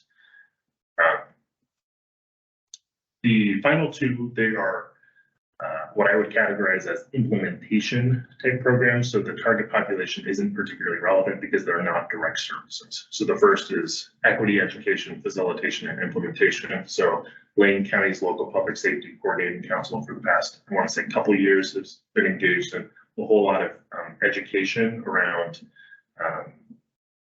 let me get their wording. They focus their attention on education, training, and home/groundwork to prepare members to respect and make the most of priority communities, time and knowledge. And so they plan on continuing this along as well as implementing their equity action plan that they adopted, I guess, in this current biennium, what will soon be the past biennium.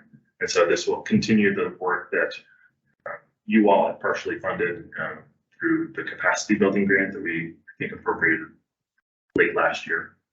And then the final piece here is LIPSIC, so Local Public Safety Coordinating Council, staffing and data support. They, like a handful of other counties, have dedicated staff that help kind of corral everyone, do a lot of this data work, do grant applications, and we at the CJC have seen a whole lot of value in the counties that are able to allocate funding for that, because it makes these programs true county-wide programs as opposed to just a single department taking ownership of the program. And so I'll pause here to see if there are any.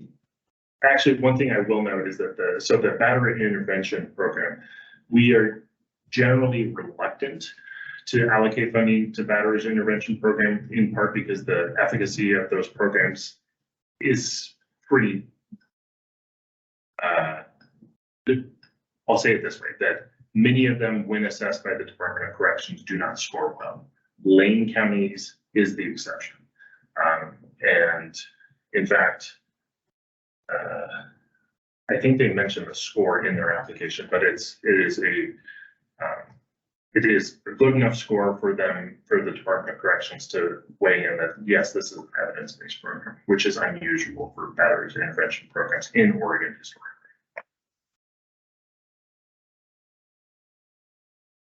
Any feedback that you all would like to provide to Lane County?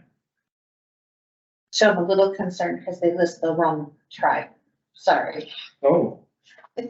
On page 45, they say Coquille, that's Curry County, I believe, or Coos County.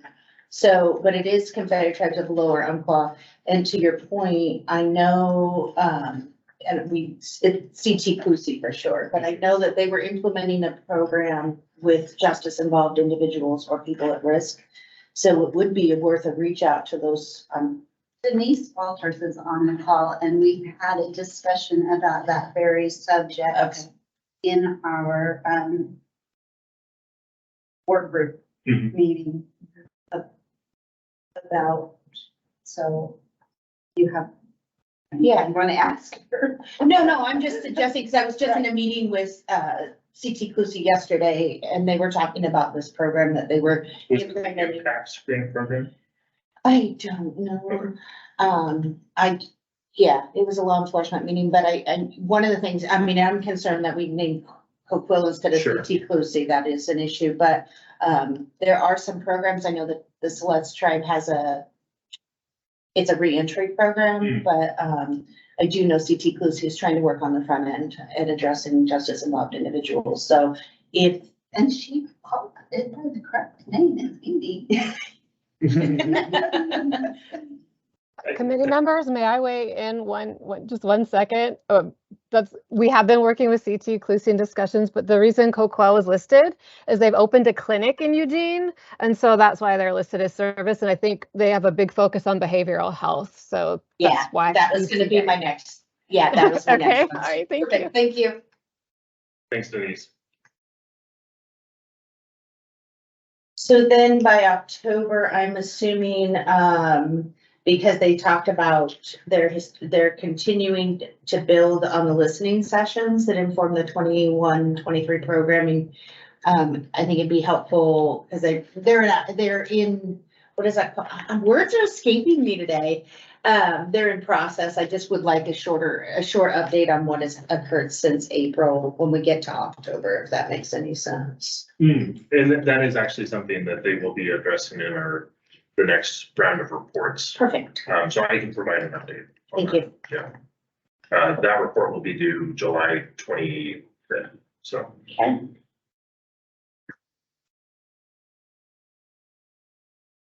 So for feedback, correct the name of the tribe listed in that. Well, it sounds like that they're working with Coquille as well. So, yeah, no, I just was offering that up as an option if somebody needs connected, but it sounds like y'all got it, so.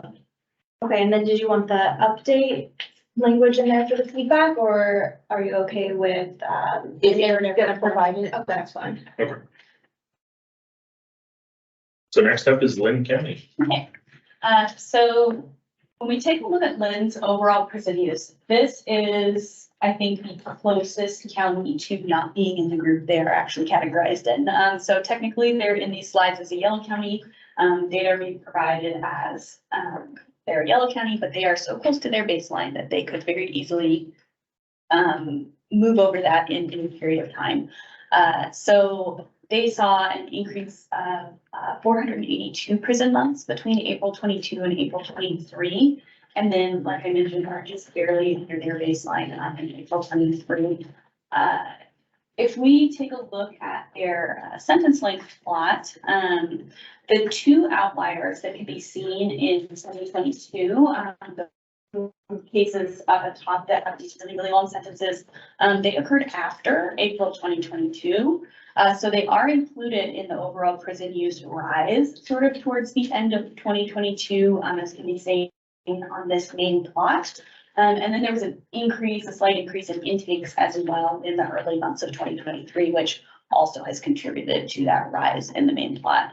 And like Ian mentioned earlier, Lynn County and a few other counties are examples that if they switch groups, by the time we all meet again in October, we will address that and have a list of those counties and data for you all to look at for those particular counties. So if Lynn or any other counties flip or switch groups, we'll take a look at their data again later on.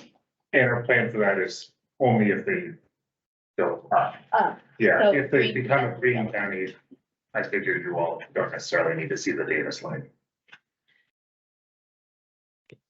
Right, and then so for their racial disparity tool, there are no particular long-term patterns here for either men or women. We have a little bit of a high magnitude count on the left-hand side for Latino men, but they bounce below 0 multiple times in similar magnitudes. So that kind of looks like it's just a bit of a larger population in the county, and we've seen that variation across time. So on the right-hand side there, if we look at the Native women group, it appears based on the plot that from 2015 to 2022, they're sort of at that, around that 1 mark, but actually in 2017 and 2018, there are no points there on that Native plot. That is just a case of Tableau connecting, and because we have other groups in front of them on the plot, they appear to have a point that is not there. If we're looking in the interactive dashboard, we can see that. We can run our mouse there and see that. So we don't see any strong patterns for women, and we don't see any strong patterns for men either in county. Okay. Lynn County, they're proposing 3 programs. These are all existing programs. The first one is the Yellow Line program. This was new as of last biennium. This is a diversion program for people with signs or symptoms of a mental health disorder. The court works with treatment providers to offer these identified individual support so that they may reduce their criminal justice interactions. The yellow line here is a physical yellow line in their jail that they work to help those individuals not cross that line and become justice involved. So that's what the yellow line is. The target population is, as I said, individuals with mental health disorders who interact with law enforcement. And next program is drug court participant supports. And this is actually a good example of something that we see maybe more broadly where there's a request for funding that there's graded funding. So Lynn County's specialty court receives CJC specialty court funding, and then a portion of justice reinvestment funding goes to support that specialty court. There may be additional county funding as well. And so for some of these programs, there's probably multiple grades of funding going in. So just something to keep in mind as we consider whether or not a program is a right fit for justice reinvestment. So here is focused on individuals, of course, participating in drug court, and then this goes to fund the participant supports itself. And the final program is a re-entry program. So the target population are individuals transitioning from prison who have a high risk to reoffend. This kind of support, is, housing support, treatment support, the pretty standard re-entry type supports that you would see. Our generalized feedback is that we would ask them to identify local factors that may be contributing to the year-over-year rise in prison usage. So similar to the feedback we've recommended in the past. And that is Lynn County's application. Okay. I did have a couple of just quickly, when we talk about how something's culturally responsive, they answered the same way all 3 times, and it refers to Lynn County Health Services. Is Lynn County Health Services the primary provider of all of these funded services? And if not, we need to update that because it makes no difference if parole and probation staff don't have that same kind of training. Additionally, it doesn't talk about what they're doing. It just talks about what they need to do. So I'd like to see that strengthened. So, if I'm hearing you correctly, go beyond Lynn County Health Services and include community corrections. Is there anyone else you'd like to follow in? Well, I mean, if the same answer for all of them and it doesn't address the culturally responsive services, they just talk about bias and all of that. But again, it's Lynn County Health Services. Are there other? They are the principal treatment provider in Lynn County. But are they operating the prison reentry program? Are they operating the drug court participant support program? So they would be operating the treatment component of the reentry program. So there's other partners Yes. who are involved that probably, but even so, it just says what they need to be looking for, not what they're actually doing. So. That makes sense. I need help with that one. Okay. So what I heard you say, Lisa, is have them look at additional partners, to comment on additional partners beyond Lake County Health Services and to speak to what they are doing as well as what they need to work on. Thank you. Multnomah County. Right, so Multnomah County saw a rise in prison use of about 1,100 months between April 22 and April 23. Again, remain well below their baseline.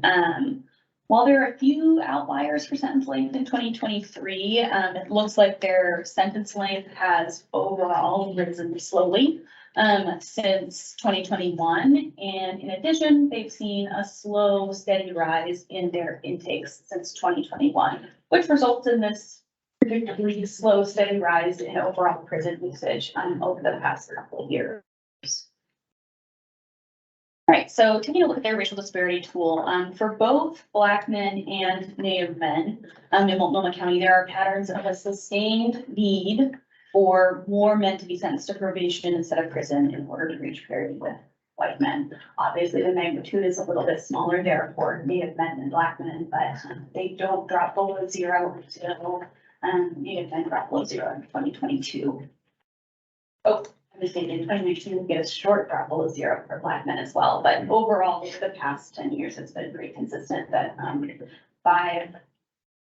3 to 5 Native men need to be sentenced to probation in order to reach that parity, and then even more 9 to 10 for Black men.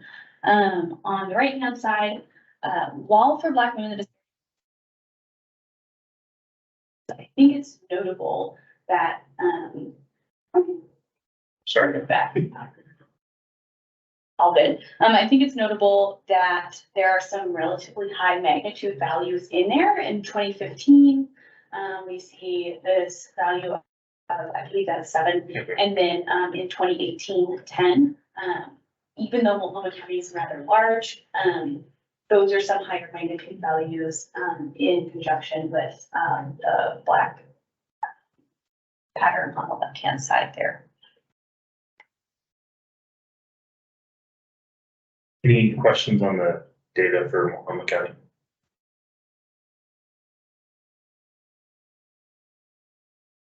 I had one question. In their application, they note that So the main MCJRP program that goes on in Multnomah County, they'd said that the time to disposition had increased from 188 days to 510 days. I feel like that needs some explanatory further response. Okay. Yeah, Over, what was the time period though? Because COVID. So, shut yeah, everything exactly. down. And it may just be that, but I think like some sort of explanation probably needs to be given for that 300% rise. yeah. Okay, we'll ask for that feedback. And I made an assumption, now we just need to check it, when the letters of support, all of those Yes. meet, thank you. Yes, so letters of support, there are a few outstanding letters of support, but it's not yet the final application, so they'll get those in. Statement of commitment, I believe everybody did submit those and we as staff have reviewed them. They either, in many cases, they match what they submitted last time, they just updated the date, which is sensible. There has been some turnover, in which case there's been new statements of commitment. We can of course walk through those, but there weren't any red flags, so. Just leaving it to me. I just made that assumption, but I just wanted to clarify in case. And I do think we also now have all the letters of support as well. Oh, great. So Multnomah County, their program is mature.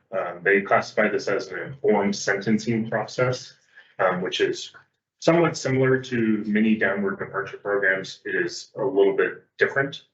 They use, well, they call it an informed sentencing process. There's a judicial settlement conference that informs that decision making, which is somewhat unique among counties. The target population here are prison-bound property offenses, drug offenses, and some person crimes, including tier 2 ballot measure 11 offenses, and then as well as some weapons offenses. Here, our recommended feedback is to ensure that risk levels are not mixed in programming. We're fairly confident that's not happening, but we'd like them to state that definitively in the application. And then we have the piece of feedback around the time to disposition. Thank you. Yeah. Any other feedback from Multnomah County? Okay. Next up, Washington County. Okay. So from April to April here, we see that Washington County had an increase of about 836 prison months in usage, but they still remain below their baseline. Their sentence length has stayed very consistent over the last year or so, but they have seen a somewhat sharp increase in intakes, which appears to be the main driving factor between their overall decrease in prison usage. All right, so if we take a look at the left-hand side here, we'll see that from about 2013 to 2021, we have sort of a sustained pattern of about 2 Native men that would need to be sentenced to probation instead of prison in order to reach parity with white men.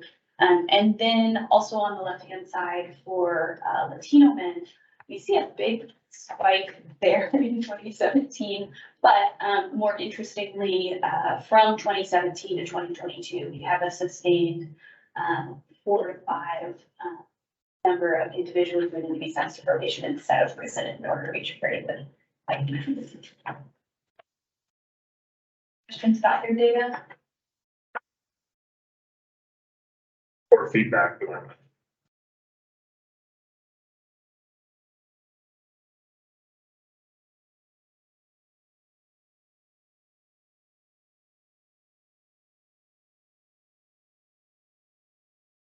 So Washington County, like Multnomah County, their neighbor to the east, they have a single omnibus program. They call it IRIS, the Integrated Reentry Intensive Supervision and Services.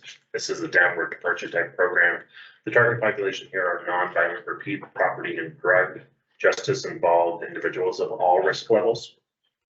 Here, our recommended feedback is that the county must consider and accept short-term transitional leave candidates to be eligible to receive JRP funding. So we have 2 questions in the application that are specific to eligibility to receive justice reinvestment funding, one of which is about whether or not they accept short-term transitional leave candidates. They declared that they do not. That may have been an error in submission. If it was not an error in submission, we're going to have a conversation with them about what that looks like, why that's occurring, because it is a condition to be eligible. Any other feedback for Washington County?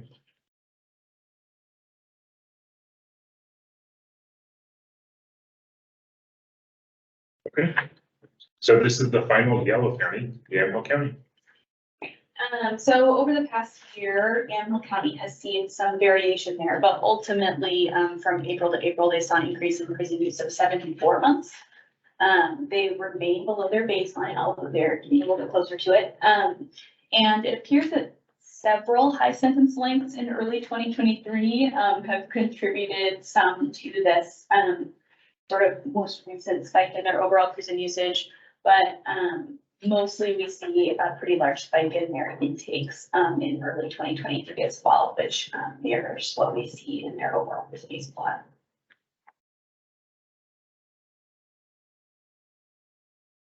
Right, so one sort of notable pattern here for Yamhill County, on the left-hand side, we see that until 2021, Yamhill had sort of a sustained positive measure here for Latino men, and in particular saw a sort of large magnitude here in 2016, but have since dropped to 0 and below 0 in recent years. So. Sorry, any questions on the data before I move on?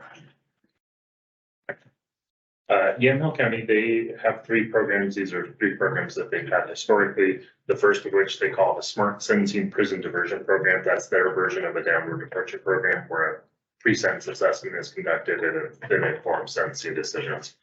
The target population are all presumptive prison-bound defendants charged with nonviolent crimes.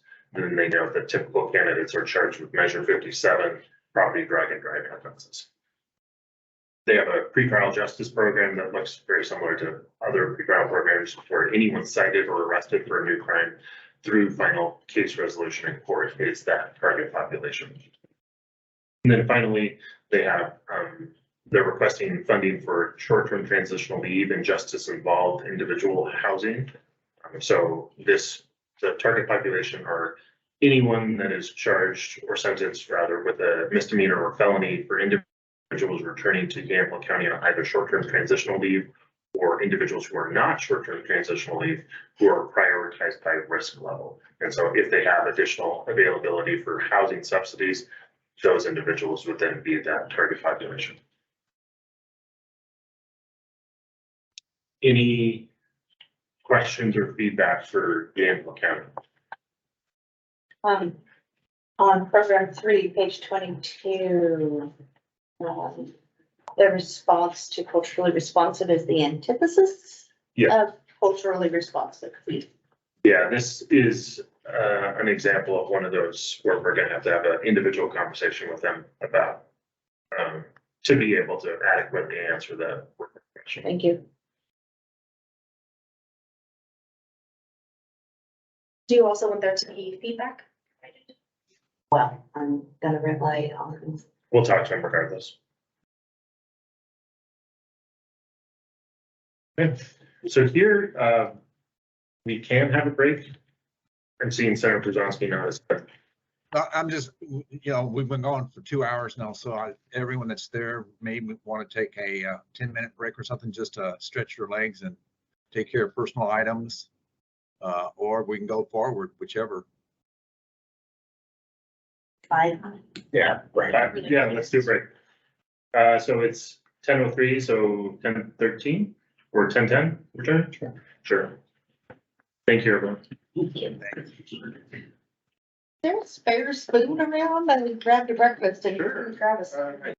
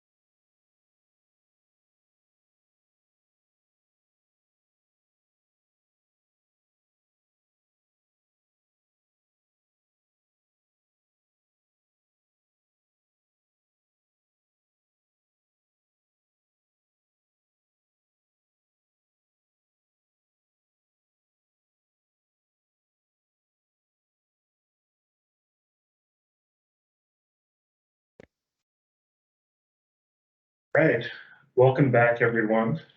So as I kind of previewed previously, we have now completed the yellow counties.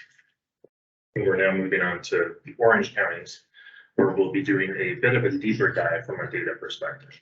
There are 5 orange counties. We'll go through them alphabetically. And the first one is Clackamas County. So we're gonna go over this normal overall each slide we've been doing over, then there's a couple extras, so we'll go slowly through this and discuss the different data types here. But this looks just like the others we've talked about today. So Clackamas County has seen an increase of about 1,700 prison months between April 22 and April 23, which pushed them up above their baseline. Sentence length, it looks like if we look up there, may have increased slightly from 21 to 22. But it's pretty clear that their increase in intakes in the last year has been the driver of that spike in overall prison usage. Actually, before we move on, everybody that is here, have you completed the lunch order? Yeah, okay. That was the first thing I did. All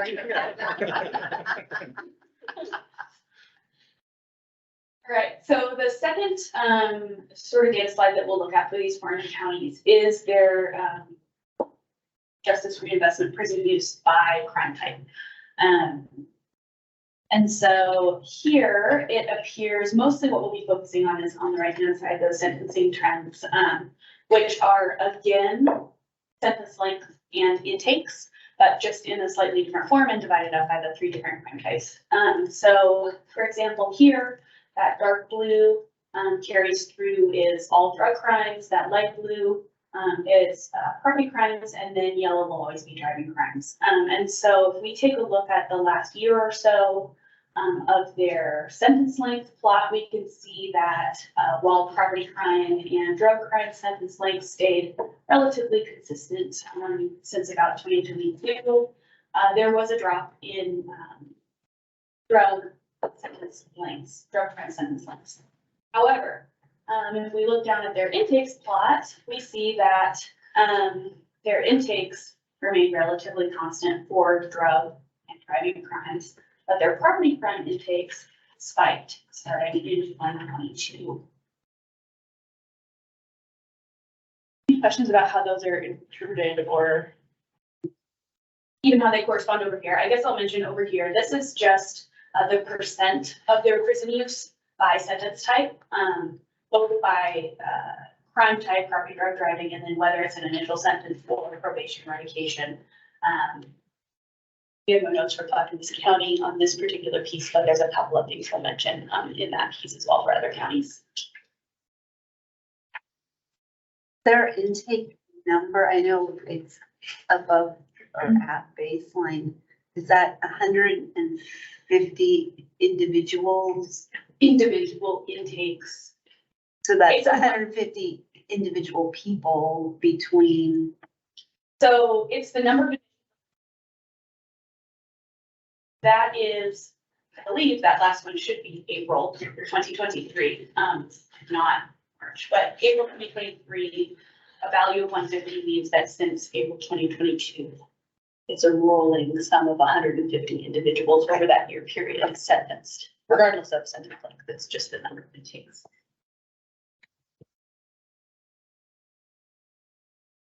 So this is the other additional piece that we'll be taking a look at. And this is Clackamas County's per capita prison usage. So this is a little bit different. This does take into account the county's population. And then also we have it compared to the statewide per capita prison usage over the last decade or so, and then compared to some of their geographic peers. So these peer groups are carried and developed just based on what generally makes sense for area of the state. It's possible if you want to look at them compared to other counties, actually, we could pull up the dashboard and you can click other counties if it's particularly interesting. But as far as we have prepared today, it's all by their sort of geographic area. But here, Clackamas County has long been under the statewide rate. They're shown in red for this plot. Long been under the statewide average rate until 2020, end of 2022, start of 2023, when they hopped up above that statewide rate. And they are now at the top of their peer group as well.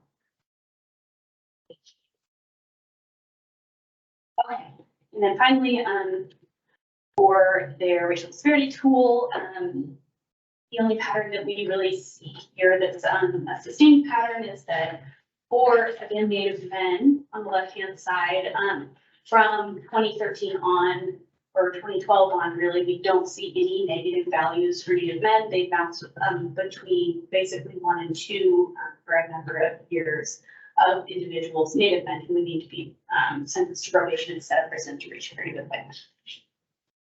Any questions about any of those data slides for Clackamas County? This is all those slides we'll go through for all the larger counties. And as a reminder, if at any point you want to go live with the dashboards, there's more ways to look at this.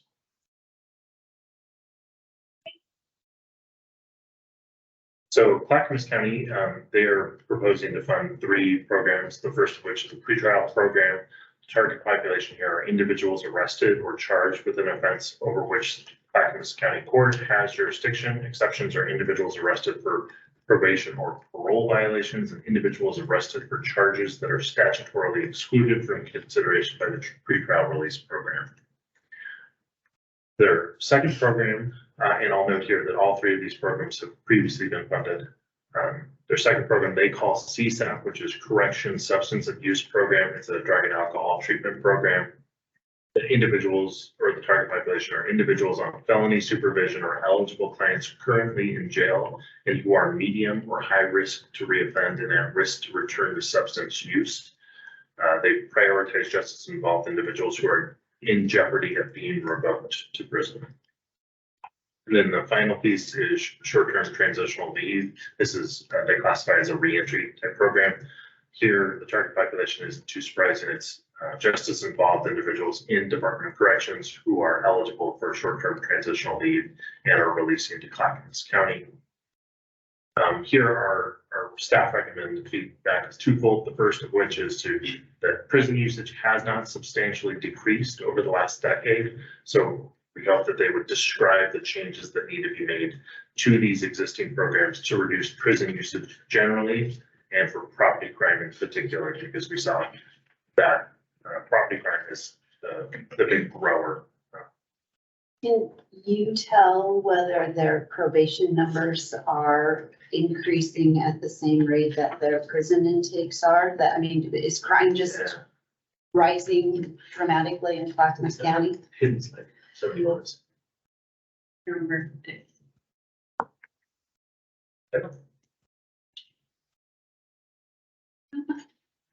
Oh, yeah, here it is. Yes, we can. So this is something that we explored for a couple of the counties to see if it would be helpful with general explanations like this one. And so we have it available for a few of the counties, but maybe it's particularly interesting for this one. So a lot of plots you see like this are stacked. This one's not stacked. This one, they're laid over each other. So you can see sort of the true number of intakes instead of this like strange stack here. But this darkest blue, which is in the forefront, is prison. The gray is local patrol or jail, and then in the very back, that lighter blue is probation. And so, like you asked, their probation and prison intakes have increased similarly. So comparatively, it hasn't. I mean, the number of people that they place on probation has not gone down relative to the number of people they're sending to prison. Is that correct? It depends on what time scale you're looking at. As I'm looking at the little mountain peaks, it looks like probation is consistently about the same distance higher from prison. It looks like local control is the only thing that's really gone down. Yep. If we took a look at the percentages, I think probation may be increasing slightly slower to get technical. But in general, yeah, it's clear that they're both increasing and they're staying about the same.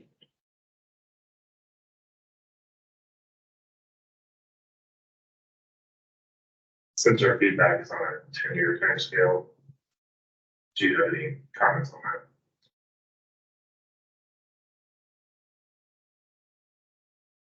I'm putting you on the spot. Yeah, a little bit, that's okay. I think, And I'll note here what Catherine's thinking is you all don't like our feedback. You're welcome to disregard it. It doesn't, like that, it is literally and truly a recommendation, so. Oh, no, it's interesting to find out what's happening there. yeah, so now that we've looked at this, could you repeat your original question? Is the rate compared to the number of cases filed in Clackamas County, has the rate changed on the percentage of probation to prison? Over the last 10 years, I would say yes. Well, I'm More like recent- pre-pandemic More to, recently, it looks like pre-pandemic to through pandemic to now.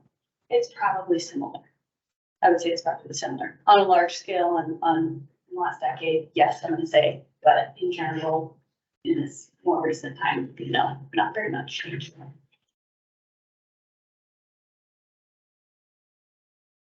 Be interesting to find out what's happening there. Sure. I mean, if the programs aren't changing and the results aren't changing, is it because crime is going up, or is it because Yeah. the population that they're serving is different and it can't be met by their, I don't know. Yeah, and those are all the kinds of questions that we can't answer with the data that we Right. have available. Right. The second recommended feedback is, we asked them to describe the decision-making process for individuals charged with property, drug and driving crimes who are considered for downward departure. We just like more understanding of what that decision process looks like. Any changes to our recommended feedback? Any additional feedback? So I was looking on page 19, the input of historically undeserved, and it looks like they embarked on some great work. Mhm. And then it says, Lipstick is utilizing the funds received from CJC Capacity Building Grant to allow the council to complete this process of adding a member who represents apparently all of the underserved communities in Clackamas County. And why is that dependent on the capacity building grant to, you see what I mean? Yeah, that, based on what I know, what they're doing, this is an incomplete answer. So, Okay, we can have them complete that answer. I was just confused because if you're just adding, take issue with adding a person to Sure. represent, but if you're just adding a person, that doesn't seem like that would require funds. Right, no, yeah, they've been doing for, at this point, probably 2, maybe 3 years, they've been engaged in like a whole equity action plan for their lipstick. And so, but you're right, they don't mention any of that. So could, if my recommendation would be if they would expand on that to help us understand Sure, more what the work they're doing. easy to do. Other feedback?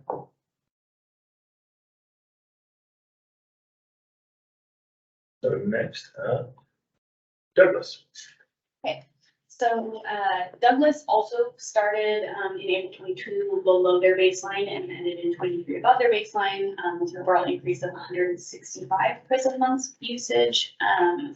Their sentence length, interestingly, seems to have increased pretty steadily from 2021, while their number of intakes has decreased over the last year or so. So really it appears that that overall slight, I would say slight decrease that took them over their baseline is due to an increase in sentence lengths. If we break this down by different crime types, we can see in their sentence length plot that their lengths for all crime types have increased over the past year or so, while the number of intakes down in the right-hand corner have all decreased or remained steady in the last year. So again, emphasizing that it's likely a sentence length issue.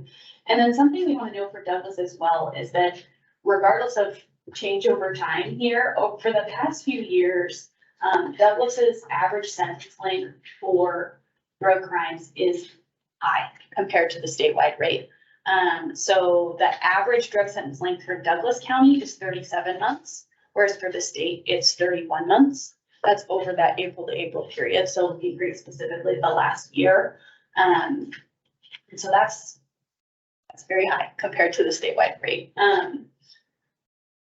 And then if we want to look, if we take a look here, if we look at that per capita, at their prison usage rate compared to statewide usage overall, this is not just for drug crimes, but it has been over the statewide rate since 2015. So their prison usage per capita in general has been higher than statewide since 2015. And then they run about in the middle of their geographic tiers for prison use in general.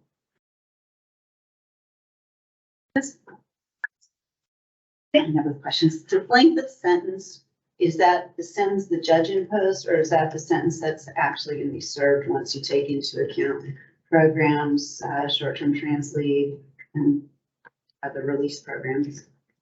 It's DOC's recorded length of stay, and that I think that does. Carrie, jump in here. It's an estimate. It's an based estimate. on Oregon.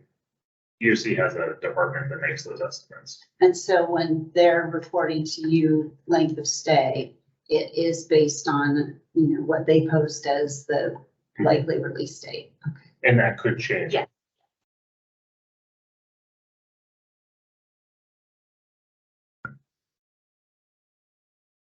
Then lastly, for Douglas County, the only real sustained pattern we see here is that on the left-hand side, for Native men, while there's no particularly high magnitude values there, we bounce below 0 and 2, it seems, and we don't drop below 0 for any of those years since 2013.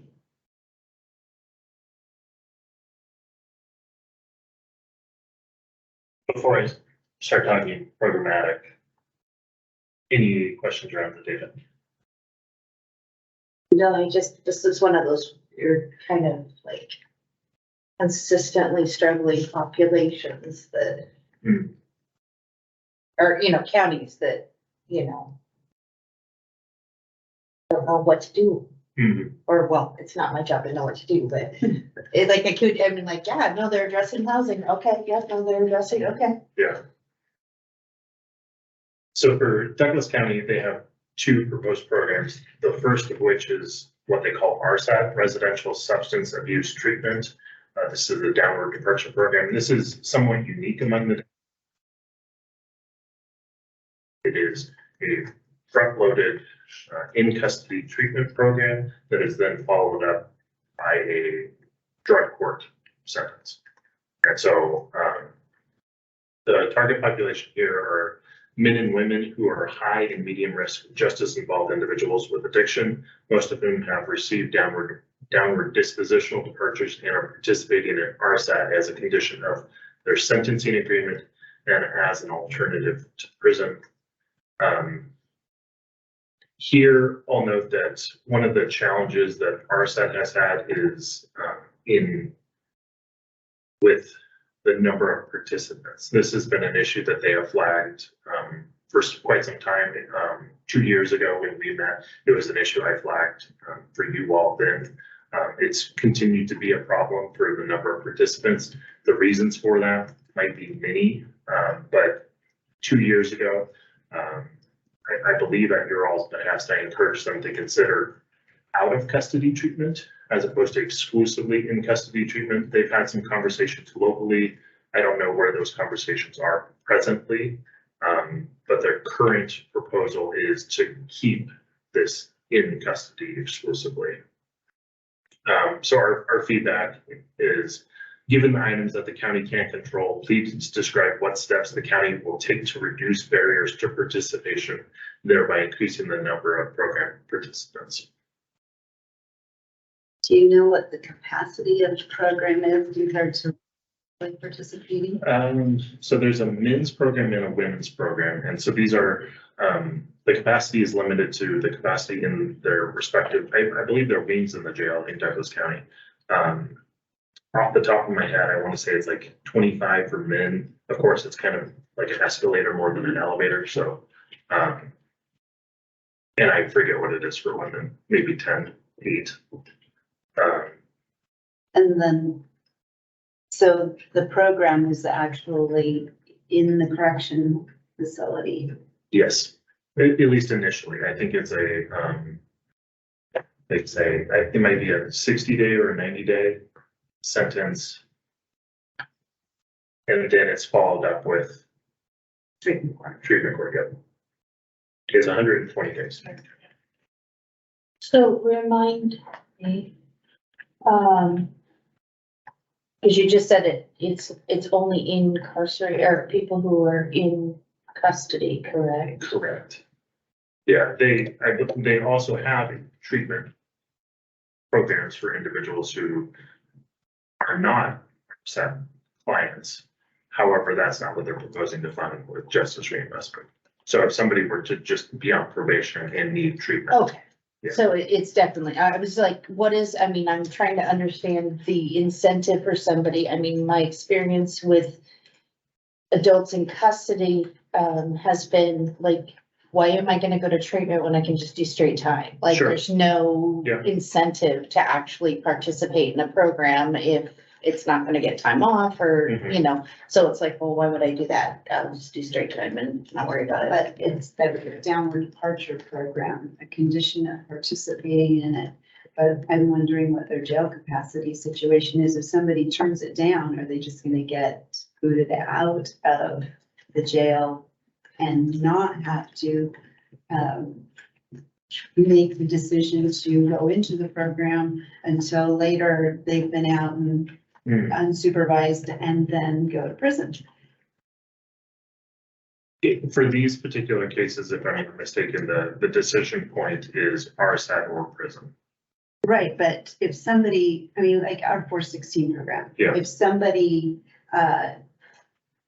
turns it down, Mhm. they're doing that because they're gambling that they're going to get released from custody pretrial.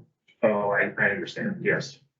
And so then they get to delay the inevitable. Whereas I'm wondering here if, I mean, particularly property crimes and drug affected, if they have that same situation, if somebody's gonna turn down their program, are they gonna be released from custody? And then the alternative is, well, you're going to prison. So what I'm hearing is you'd like a better understanding of their total jail capacity, both for. Well, I'm just wondering, they have capacity in this program. Yeah. But how many people are accepting it and how many people are rejecting it as opposed to not being offered it? I understand. Okay. I'm thinking through past reports. I don't think they've ever provided that information in the past. We can certainly ask for it though. Yeah, because if people are rejecting it, then Right. it's not that the program may be ineffective, when you're dealing with people who have drug addiction, getting them to voluntarily choose to go into the program and stay in custody when they think the alternative is I'm gonna get out of custody and just delay going to prison. Mhm. I don't know how to fix that situation, but I would think that could be a driving factor to why their prison number is Right. higher, if somebody's rejected the program. Mhm. Do we know what the cost per participant is in this program? It is quite high. So,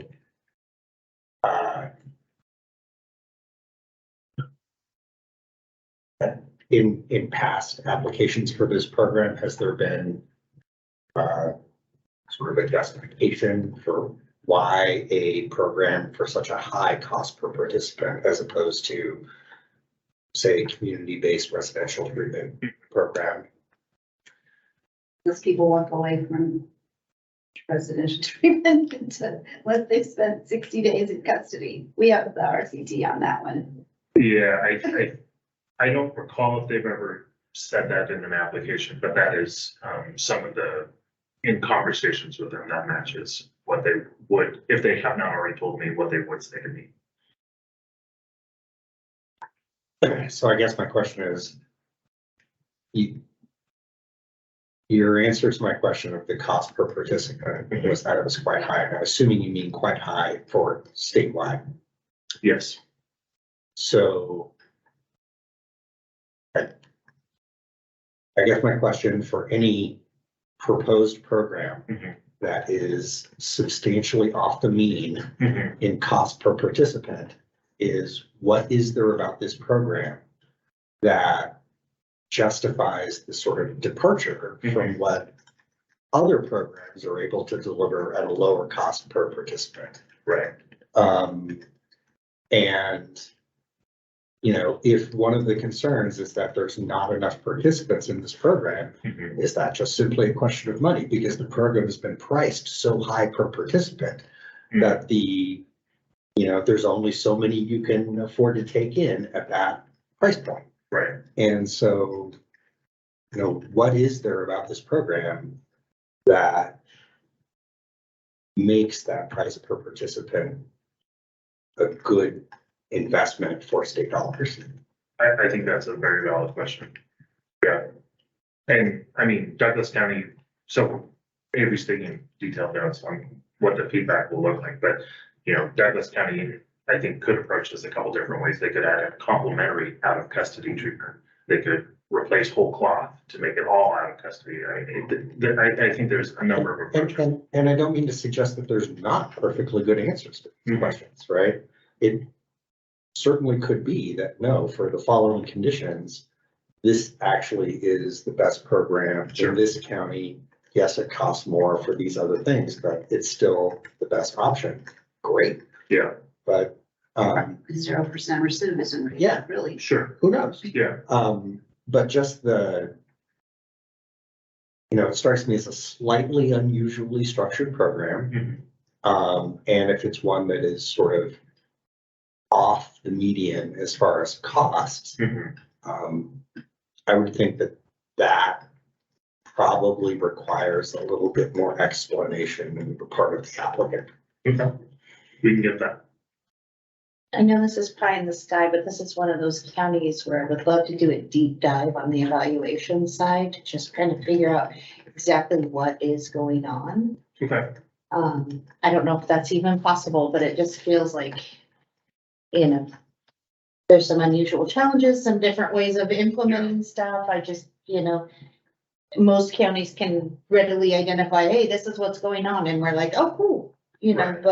but this county seems to be, as far as how to address it successfully, is what I'm hearing, not just what's going on. How can I and staff help you with that? Like, what do you have in mind? Something that we can prepare, or is this? Well, I wasn't anticipating being indulged in this fantasy. So. Well, I feel like Douglas County is probably unique. They've said as much. They've been open to different ways of doing things, from what I can tell. They're doing the things I don't see, I don't want to say right or wrong, but they seem to be addressing the issues. So why are we still struggling? Got it. Is it a different way of having to approach this? I don't know how to frame that in terms of what you can do, fix it. Sure. Yeah, just fix this. Okay. Like okay. Yeah. Other feedback? Oh, I guess we have a second program. Second program, transitional housing program. This is a housing support program. So RSAC graduates that need housing, they can receive housing supports here. More generally speaking, our feedback is we would ask them to explain why the average sentence lengths are 6 months and 4 months higher than the statewide average for drug and property crimes respectively. Catherine flagged that the drug ones explicitly in the remarks. I'll also note here that for property crimes, it's also higher, only 4 months higher as opposed to 6, but it is higher than the state average. So if they could articulate why that might be happening, that would be helpful context.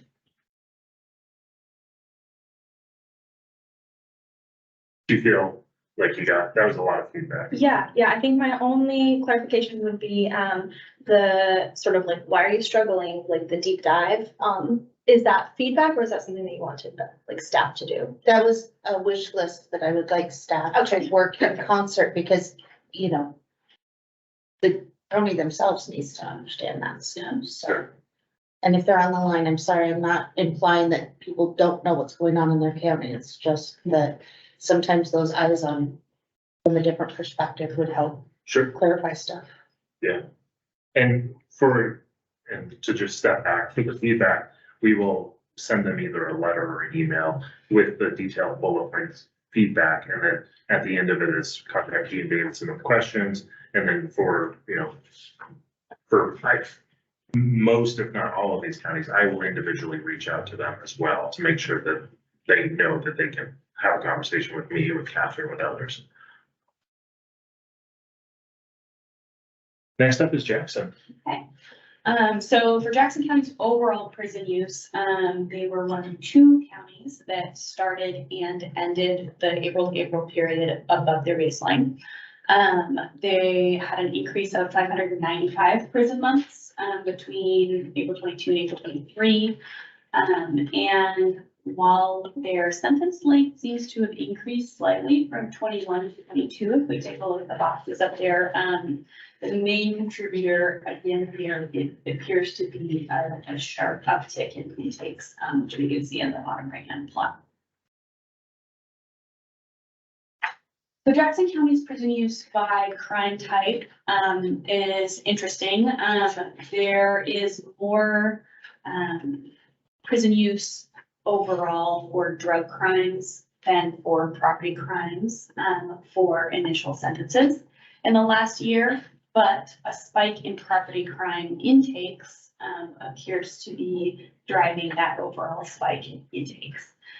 If we take a look at their average sentence lengths up there, we see a slight decrease possibly in 2022, starting at the beginning of 2022 in their drug crime sentence length. However, it is still similar to Douglas, quite a bit higher than the statewide average, which is 31 months for the average statewide drug sentence.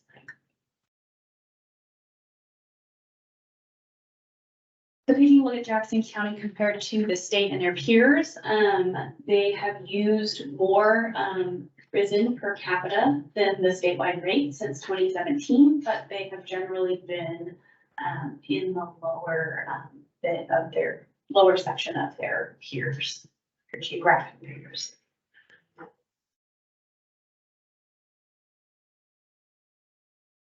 All right, so taking a look at Jackson County's racial disparity tool, what patterns we can see here is that on the left-hand side, for Latino men in particular, we see some pretty high magnitude disparities there at 7, 8 in 2014, 8 in 2017. And while we see a dip in 2021, we're right back up to see an additional 4 Latino men sentenced to probation instead of prison in order to reach paired up with white individuals.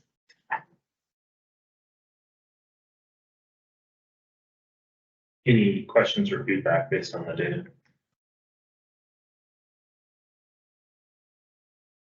Definitely concerning. Yeah. Okay, Jackson County, they've got, I believe, 4 programs. The first 3 we'll cover on this first slide. The first one is a peer mentoring program. This is for medium or high risk individuals on supervised probation or post-prison supervision. Their second program is a transitional care program. This is a treatment program. This is for medium or high risk individuals charged with property, drug, or driving crimes with a history of substance use that are on probation or post-prison supervision with a minimum of 5 or 6 months left on supervision.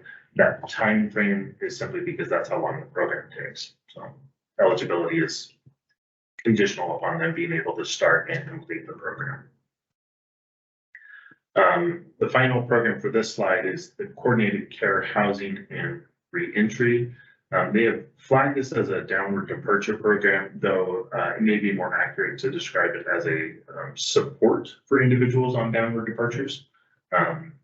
So the target population here are individuals of all risk levels charged with property, drug, or driving crimes on supervised downward departures or when released from jail.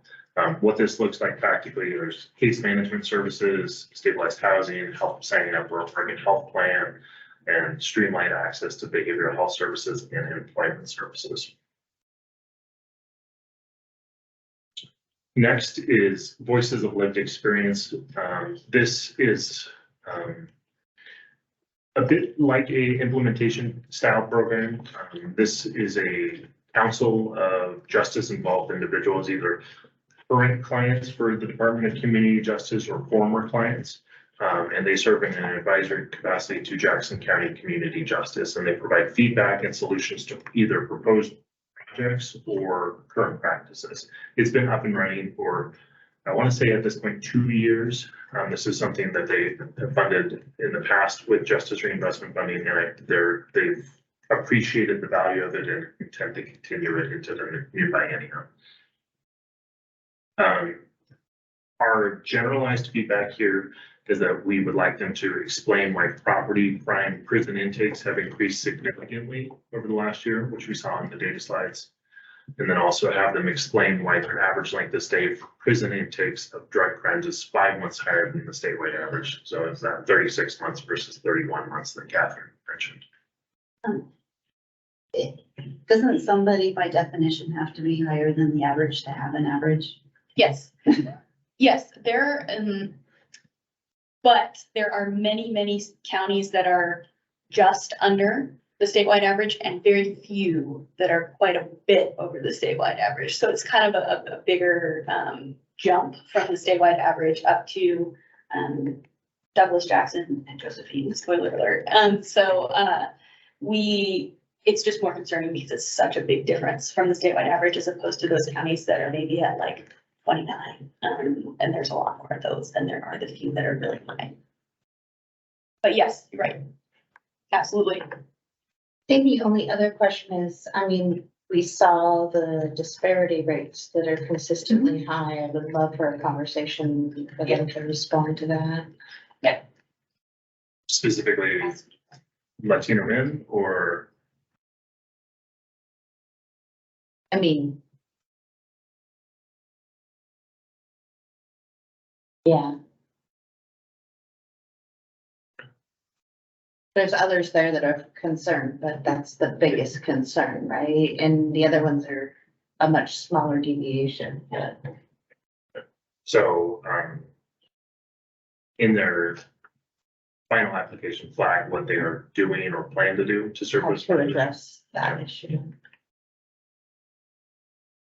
I know that they're doing a lot of stuff, so we'd just like to see how that is going to be implementing or how that is going to impact, because they've got that committee of previously justice involved individuals that are providing some feedback. Thank you.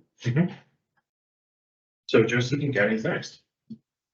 So Josephine County, we see started below their baseline in April 2022, and in April 2023, they're up above their baseline for an overall increase of 971 prison months in usage between those two times. Their sentence length has increased slightly from 2021 on, but it does include the rise in intakes as really the main contributor to this overall rise in their prison usage.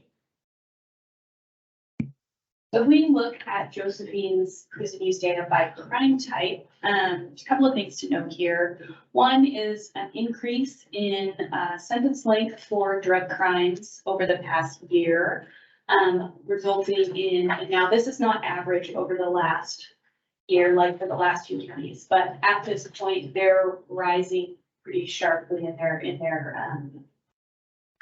drug sentence length and going up above that statewide average as well on notable. And then in the bottom right-hand corner, we see just a really large increase in their property crime intakes all of a sudden starting in 2022.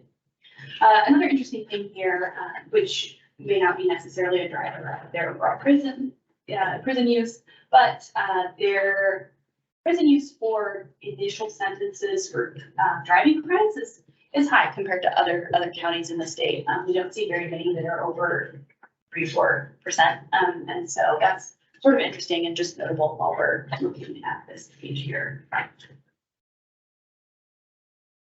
Then if we take a look at Josephine's per capita prison usage compared to statewide, they again have been over statewide prison usage per capita since about 2016.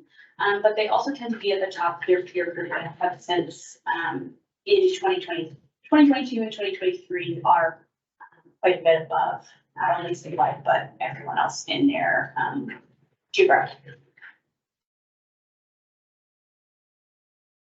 Finally, if we take a look at their racial disparity tool, we actually don't see any prolonged sustained patterns for Josephine County for any of these groups that are in.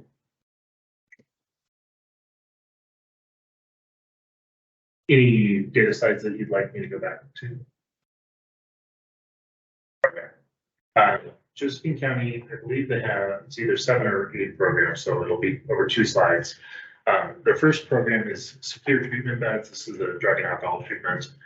This is based on the name, as you can imagine, it is an in custody treatment bed program, so not too dissimilar from Douglas County. However, Josephine County has more programs than just the secure treatment program. They also fund transitional housing. These are for high-risk clients on supervision, convicted of property driving, and some person crimes. And then these next 2 items could be rolled up into one program, which is a downward departure program. They've broken it into 2 because they are 2 discrete positions. The high needs parole and probation officer, and so that is for medium and high risk men and women who live with severe and persistent mental illness who have been charged with property, drug, and some person crimes. And then the second is a deputy district attorney who then will focus on individuals charged and convicted of property, drug, and driving crimes. So they'll work closely together. And then the final 2 programs are, this next one is an implementation style program. So they have a lipstick coordinator, so a coordinator for their local public safety coordinating council, and as an implementation target population here, though it helps make everything else run smoothly. And then the final program is a new program. So this is a psychiatric nurse. This is a mental health treatment type program.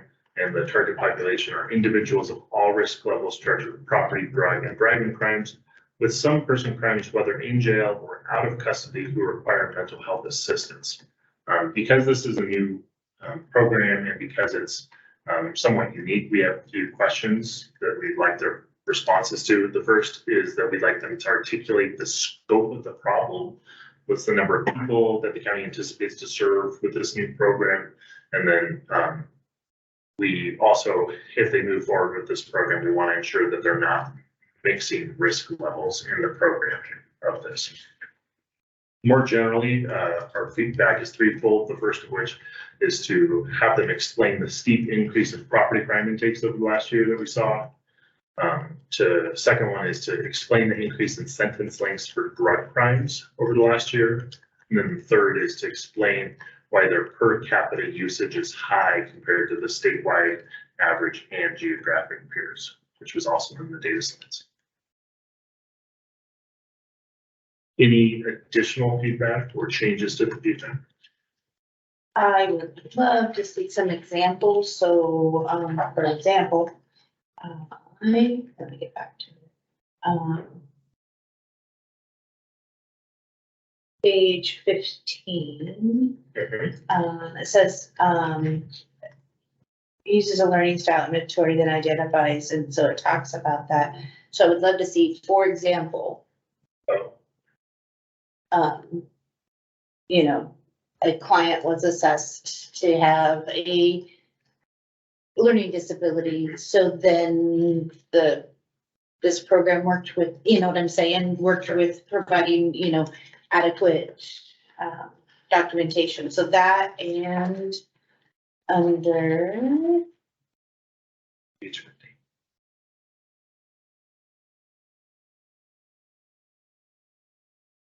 another place where an example would be a good idea on 29, where they do pre and post surveys for people who are coming into supervision, so seeing, says that they inform operational protocol aimed at barrier removal and help to identify gaps in service. So I think the application would be helped if they said, for example, providing bus passes was identified as a need, so now we provide that, and that's up, you know, people making their appointments for, yeah. I'm sure they have, it would be good to highlight that. Yeah.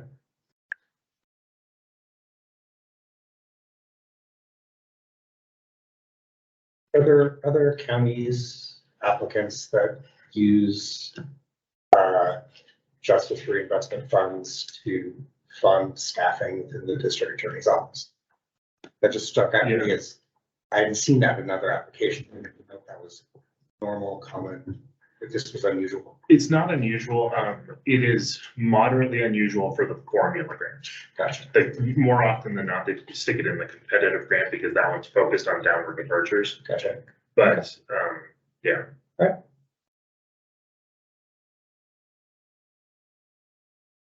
So, we're now to the final of the Orange counties, Polk County. Right, so Polk County, while they are technically in this group, this is another one that is a little bit on the edge, I would say. Although they started and ended above their baseline, that total increase was 47 prison months, which is 2.5 average JRI sentences. And their sentence length appears to remain very steady over the past few years. But a slight increase. Now, there is a larger increase in their intakes overall since about 2021. But if we're really looking at that April to April period, it's a really slight increase overall that has caused that increase over their prison usage in general.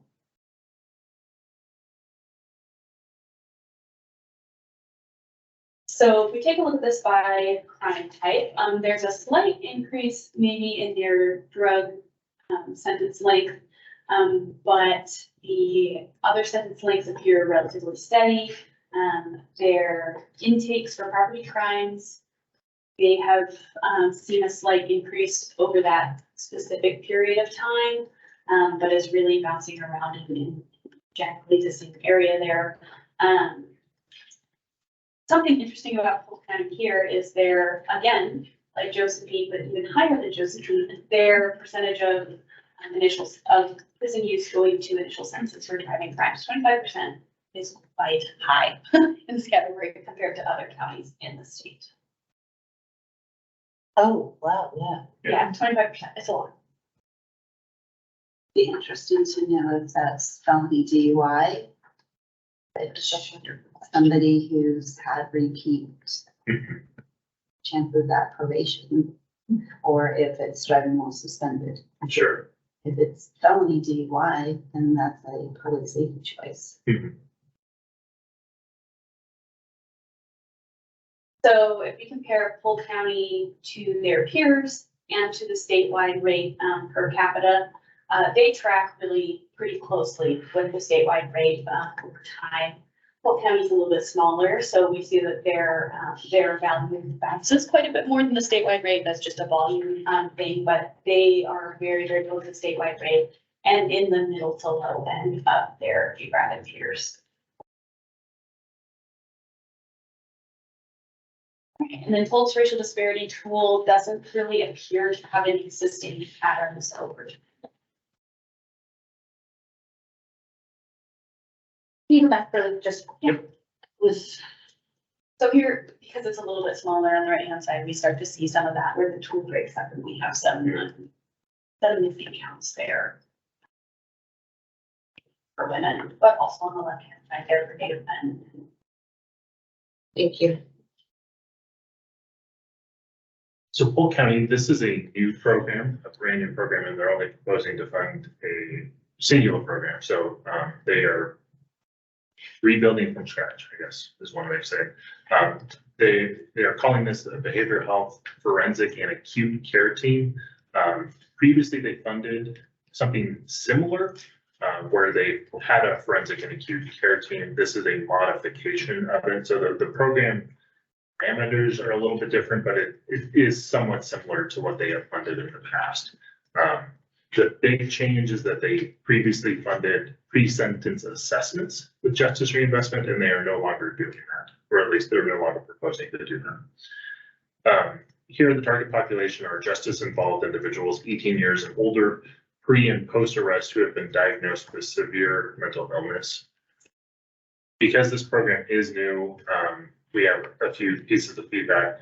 First of which is to confirm that the program doesn't mix risk levels. And then we'd like to get a sense of the scope. How many people do we expect to be in this program?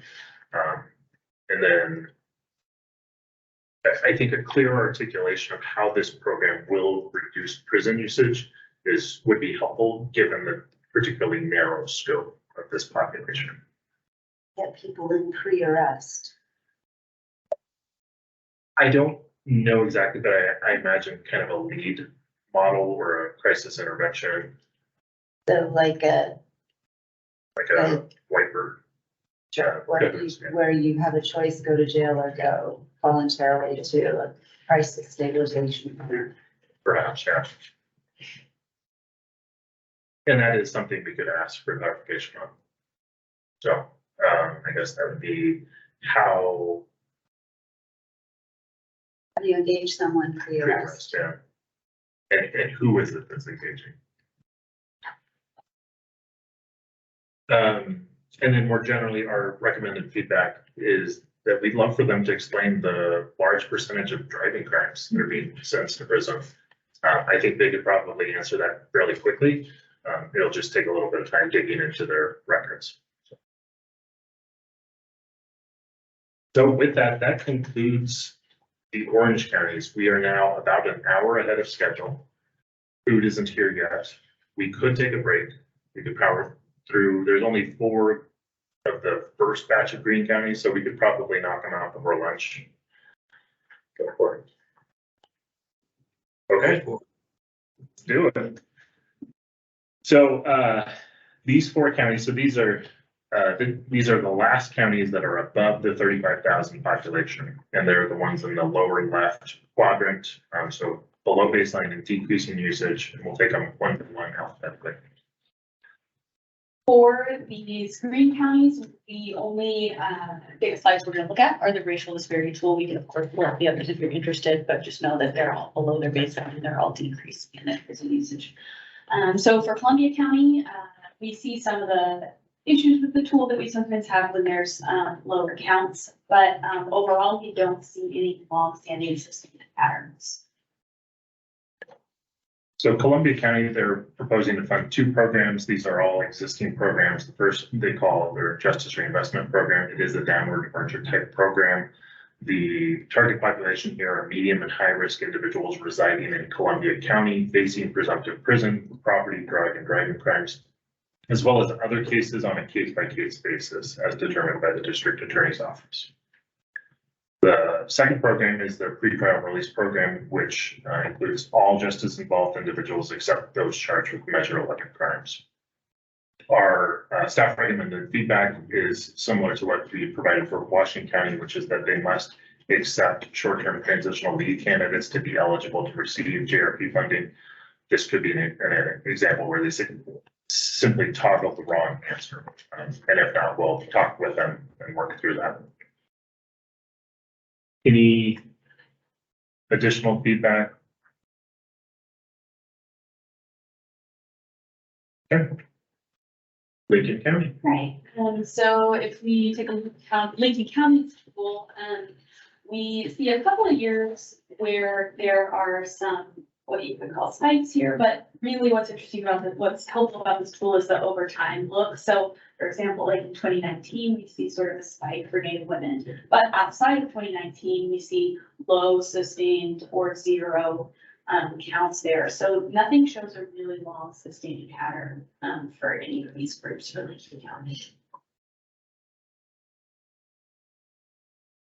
Lincoln County, for those of you who have been on the committee for a little bit, you'll recall that they were actually placed on provisional last time, and it was not certain as a result of that whether or not they would get second-year funding. They're now in the green category, so just wanted to flag that I think you can call that as a win. So Their first program is what they call TIDES, which is a very clever coastal name, which stands for Transitional Independence, Dedication, Education, and Sobriety. This is a housing type program. The target population here are any client on supervision with priority given to those on transitional leave, those with identified barriers to secure housing, and property drug and driving offense crime types. Their second program is the Voyager program, also somewhat nautical. The target population here, and this is a general supervision program, the target population are any clients that need a higher level of supervision with priority given to those on transitional leave, those with identified barriers to secure housing, and property driving offense crime types. We don't have any staff recommended to do that at this time. The only thing I would say is that I stressed this last time is that the tribe is not mentioned as partners. Okay. They do identify a tribal program that is run by tribal members, but not the tribe itself. Got it. So, Thank you. and I do like that they reached out to is it Latin? I forget how they identified it, victim service providers. That's a great additional add Yeah. this year. Marion County. Right, so there's, kind of a lot going on here with Marion County, so we'll take it a little slow. So on the left-hand side, if we just take a look at the men's pool for a minute. The first pattern that we see here is that for Black men, consistently over the last decade or so, there's been about a need for 4 individuals to be sentenced to probation instead of prison in order to reach parity with white men. And then similarly, for Native men over the past decade, again, this is until around 2022, but some of these drops in the last few years could have to do with COVID and just lower numbers in general. But this sustained period of time, Native men have seen a need for 2 to 3 individuals to be sentenced to probation instead of prison to reach parity with white men. On the right-hand side, we see some pretty similar figures. For Black women, aside from 2014, we don't see that measure drop below 0.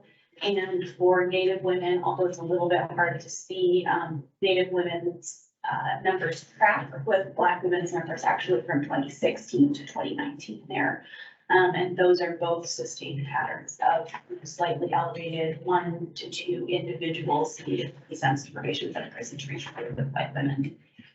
I'll make a note here about the Latinx figures as well. While they're a little bit higher in magnitude, they do bounce pretty clearly between negative and positive numbers, and with a really large Latinx population in Marion County, that looks like pretty normal variation over time. So Marion County, they continue to hold the record for largest number of programs. So this will, I actually think, take 3 slides. So bear with me as I go through them one by one. The first one is their downward departure supervision program. The target population here are medium or high risk eligible justice involved individuals for property and driving and all other crime types except domestic violence, sex offenses, arson, or any justice involved individual that qualifies for a different specialty caseload. So Marion County is large enough that they have multiple specialty caseloads in their probation office. Their second program is transition from jail to community program. This is a reentry program. The target population here are individuals of all risk levels housed in the Marion County Transition Center. And here, our feedback is to ensure that the risk levels are not mixed in programming, likely already occurring. Just like to know that for certain though. The final program on this slide is their Marion County Adult Specialty Court. They received our CJC Specialty Court grant, which funds much of this. This is just a little bit of an add-on. And so here the target population are the participants of the Marion County Adult Specialty Court, and that serves veterans and families with children with DHS involvement, or excuse me, no, there's multiple courts here. They have a vet court, a family court, and an adult special, adult drug court. Did I get that right? And a mental health court. And so Justice Reinvestment here would provide support in the form of housing subsidies and clothing vouchers for these specialty courts. So it's just a little bit more extra funding to support those individuals in those specialty courts. Good for them. They can find housing subsidies. Yeah.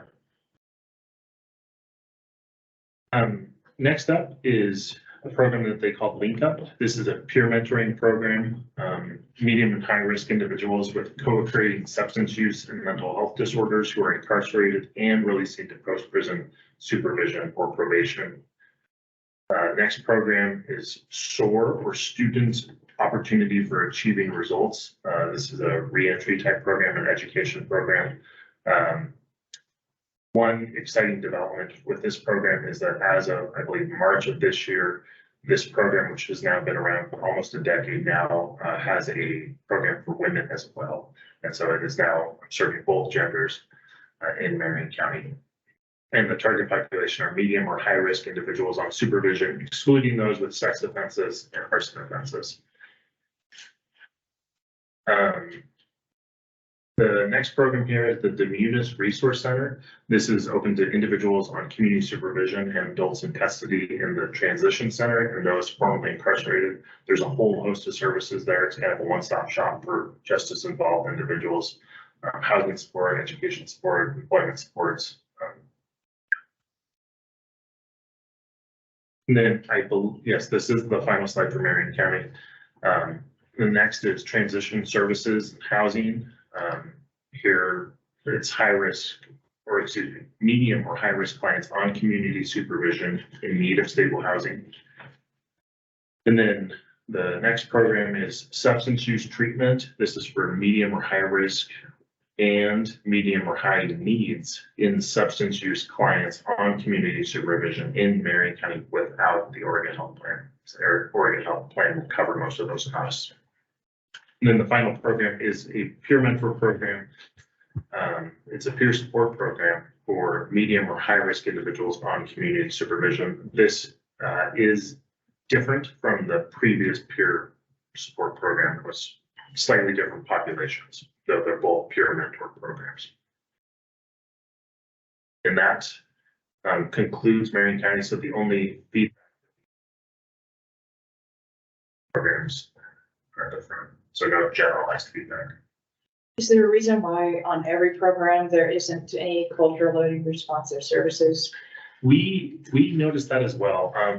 Thank you. I was, given the disparities we saw earlier. Yeah, Perhaps that was the only one I noticed that had 0 for, and multiple programs, obviously, but.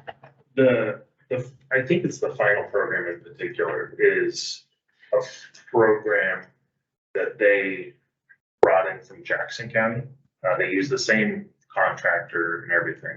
And Jackson County indicated that yes, it was. And Marion County indicated that no. Yeah, and so it might just be a definition issue. Frankly, we can certainly ask them. I mean, it's just interesting because there's not, I believe on every program, there isn't anything specified. Yeah. And I think part of it is that for Marion County, these are all general programs. Like it's not a, like Washington County has previously funded, or you all have previously funded a program that is specific for African American Union. And so that would very clearly be a culturally specific program. And so they might have culturally specific tracks or services, but it's one of those definition things that we're gonna have a conversation with everyone about. Well, and I'm just gonna go back to the disparity information. I think not that it's giant, but it exists, right? Consistently above the line for most of the populations that we're measuring, which when you couple that with no, and maybe you're right, maybe they'll say, oh no, we have this other program that's not funded by JRI. But when we're looking at the partnerships that they've worked on, they only mention Marion County's Community Advisory Board. And I'm sure there's others that they're working on, but I think it would benefit them to highlight that, given the disparities that exist. Do you need a page reference? I didn't look back at the partnerships after I said that. On page 44, and it's the input, I'm sorry, but, on page 44. I mean, because we know that there's a large native population in Marion County, at least, between Siletz and Grand Ronde. Right. I mean, this is Siletz's the second largest population center in Marion County. So I'm sure they're doing the work, it just needs to be highlighted. You'd feel comfortable with that picture. Even so, there.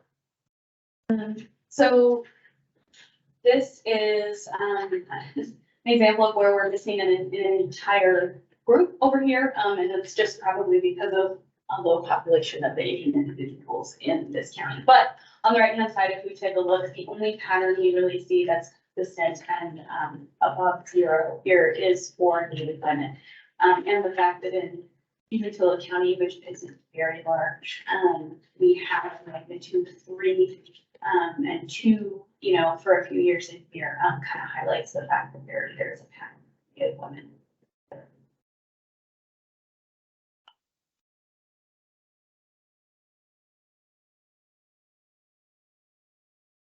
Umatilla County, they are proposing to fund 5 programs. The first of which is a day management program. This is a treatment program.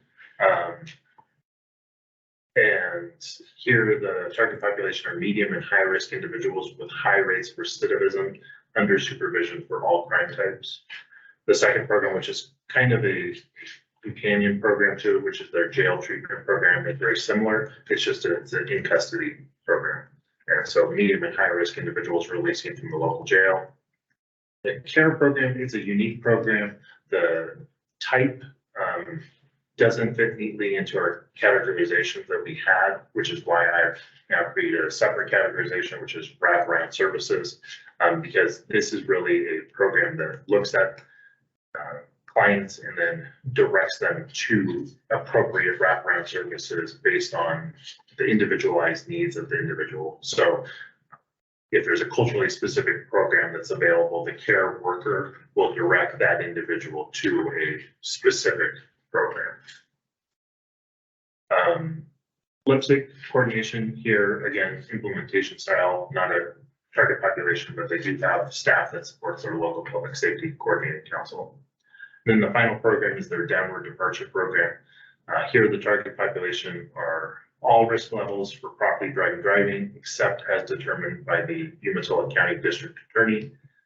Here, our feedback is to have them describe how the district attorney decides who receives a downward departure. That was a little opaque in the application, so just a better sense of, are they using a pre-sentence assessment tool, and how is that informing decisions, or what are the inputs for the decisions? And that is all of Umatilla County. So is there additional feedback, changes to feedback? I just had some questions on program 5 when it said please indicate the exceptions below. It says as determined by the Umatilla County District Attorney. Is there any guidance for that, or Sorry, can you give me the page sorry. number? 23, but so sorry. If you can't read my mind by now, goodness sakes.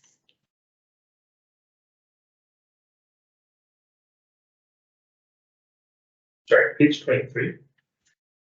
23, yes. Oh, I'm sorry, there it is. Yes, yeah, and actually that is feedback here. Oh, so sorry. No, you're good. So the exceptions are as determined by the district attorney's office. We'd like to better understand what that is.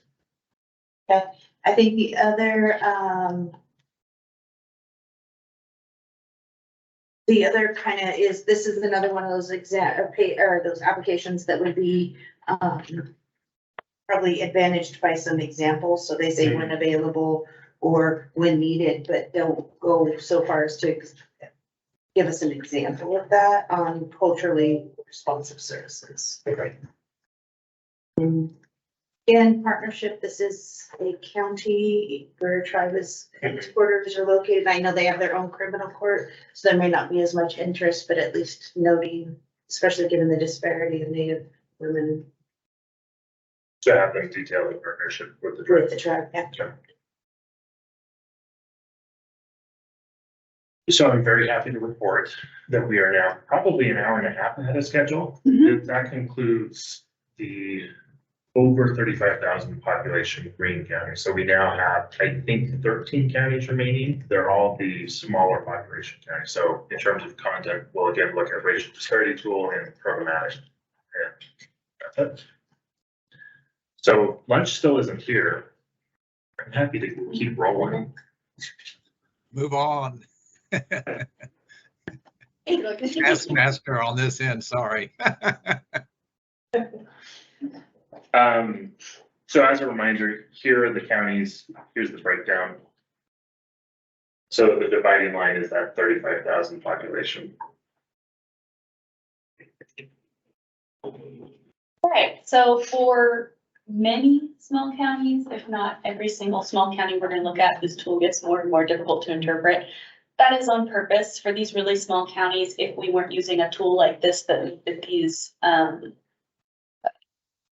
like individual person numbers, we'd be seeing really, really crazy percentages off the charts and it wouldn't make any sense and it would be even more difficult to interpret and easy to interpret wrong. But for a lot of them, like this one, we're just gonna have to say, we can't see any patterns here. It's not indicative of that there's no differences in sentencing application. It just means there's too few individuals going through the sentencing process to visualize it this way, and we have to focus more on information about the programs. Saying that, here's Baker County. We don't see any sustained patterns for Baker County or any group for men or women. Okay. Baker County is proposing 4 different programs. The first of which is a new program, their downward departure program. Here, the target population are individuals charged with property, drug, and driving crimes of all risk levels. Our recommended feedback simply is to describe how the district attorney and the deputy district attorney assigned to this caseload will decide who receives a downward departure. So similar to the last piece of feedback we had. The second program is community service work crew. Here, the target population are justice involved individuals who have committed property, drug, driving, or person crimes of all risk levels. The third program is jail moral recognition therapy, or MRT. This is a drug or alcohol treatment. Here, the target population are those who are incarcerated who require treatment to address alcohol, drug, and mental health issues. Here, we just want to make sure that risk levels are not mixed. And then the final program is New Directions Treatment Services. This is a general supervision type program. Here, anyone on supervision, regardless of risk level, can participate in that.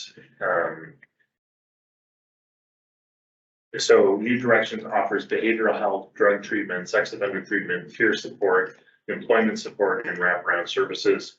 And treatment is available whether or not the client can pay.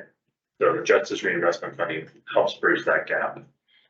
Here, our feedback is to, again, ensure that risk levels are not mixed, and then clarify what the CPC, so that's a corrections program checklist. That's a evaluation that the Department of Corrections used to conduct semi-regularly for many of these programs. And so we want to clarify why the CPC, what the CPC score was for New Directions in 2022, and describe what steps they are taking to improve that. Evaluation done, but didn't provide enough specificity that we were looking for. Any additional feedback, changes to feedback, questions? I would say that none of these are culturally responsive, and if they are, they need to provide a better explanation. It's not open to all against. Thank you. Thank you.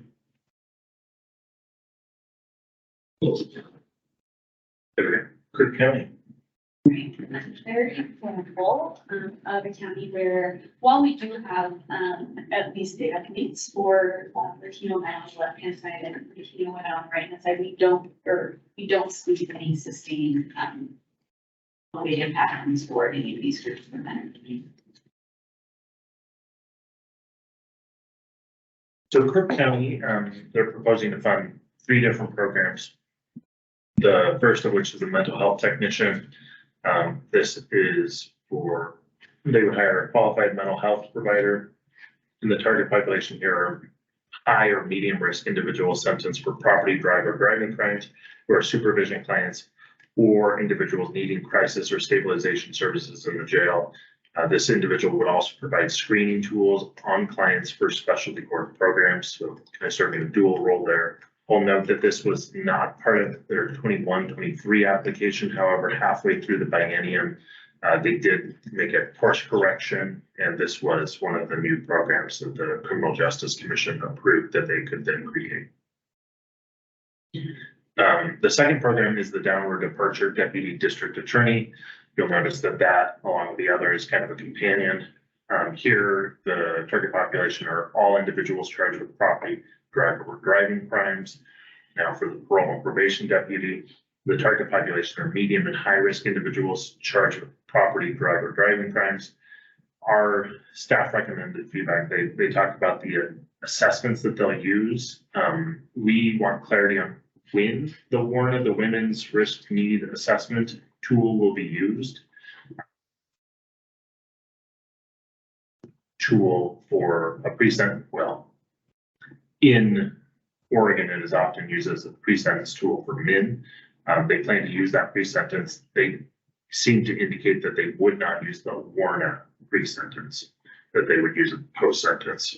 So just want to clarify when they plan to use that, and we will recommend that if they're going to do a pre-sentence assessment, that they have a gender-specific one. So Warren for women, LSCMI for men.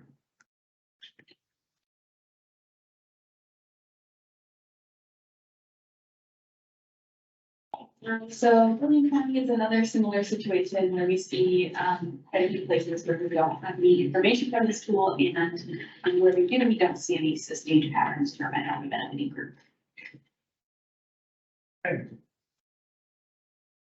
So Gillum County, rather small county in the Columbia Gorge, they have a singular program, which is Norcor Recidivism Reduction. So Norcor is Northern Oregon Correctional Facility. It is a multi-jurisdiction correctional facility in the Dalles.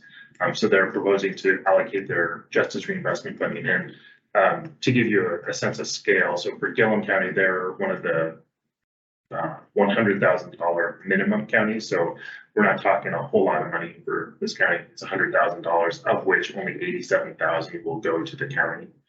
And that's over a 2-year period. So for that, they're proposing to allocate that funding towards the recidivism reduction program housed in the local correctional facility.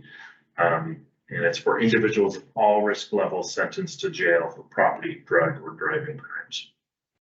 Our staff recommended feedback is that they answer the recidivism question with information about Gillum County, not Wasco County. I suspect there might have been some collaboration in completing these applications. You'll notice that a Norcor program is appears in a few of the Gorge counties. The answer was specific to Wasco County, not Gillum County. We'd like them to respond for Gillum County.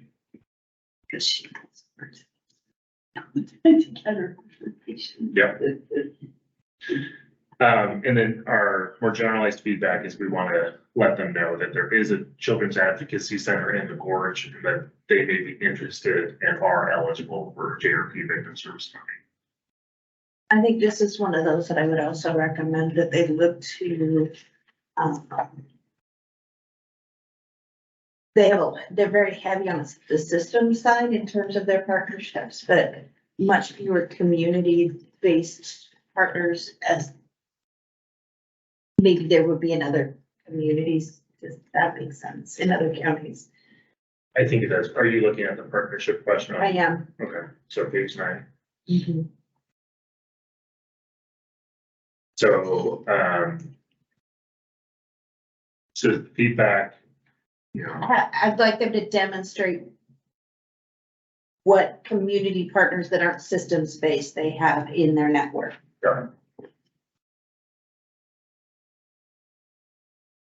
any other feedback? Hardy County. We see a little bit more data on the left-hand side there for, men, but again, we don't see these sustained patterns, in this tool for men or women for Harney County. Harney County is proposing to fund 2 programs. The first is actually a new program. Harney County has historically been the only jurisdiction that spent justice reinvestment funding to support new reentry court.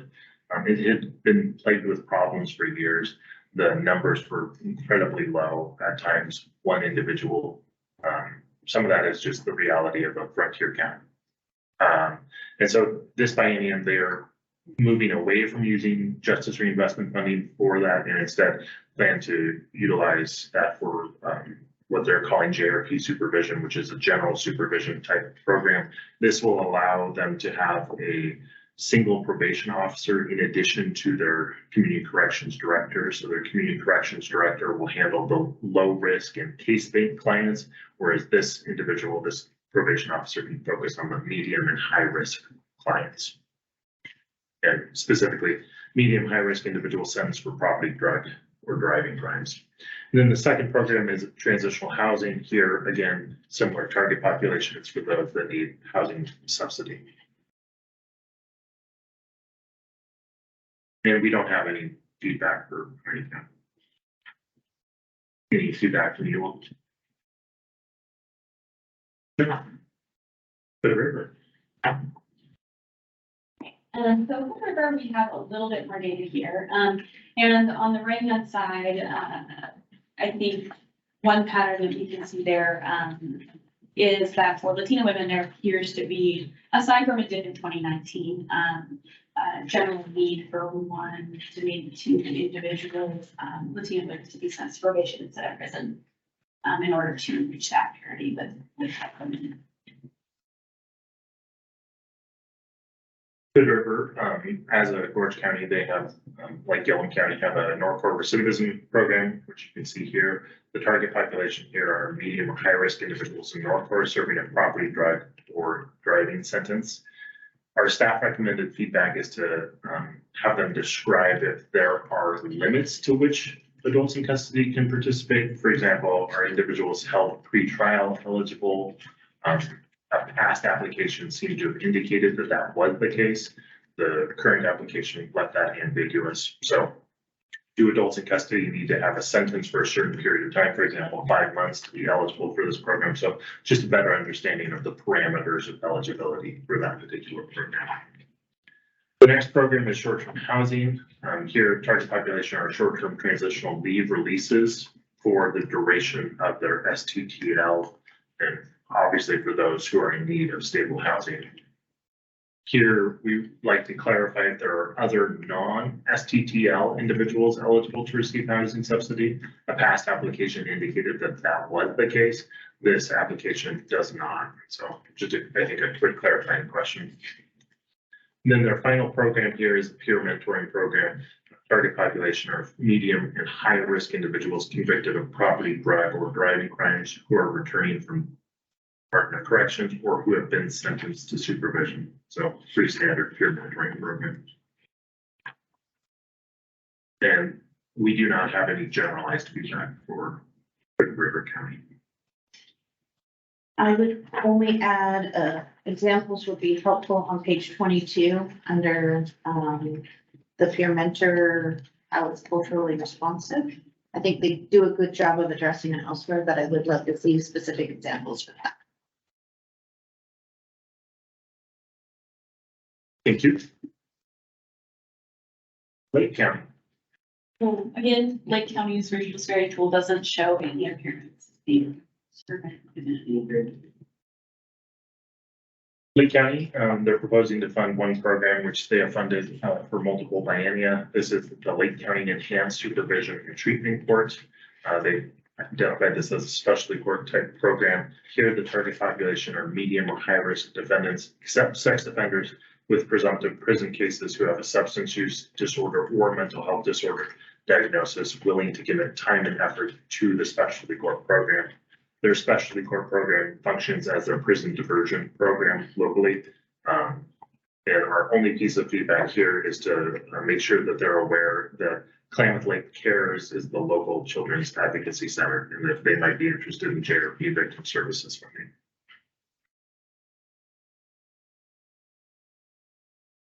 Any questions or feedback?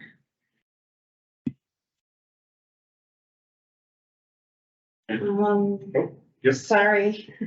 Input, I mean, they did a really good job up to that point of talking about the different impacts of diverse community members. Mhm. And I think maybe it's just an oversight. What page are you on? Well, if they could better explain the input. These and partners. I'm sure they are doing it. It's just a matter of. Mhm.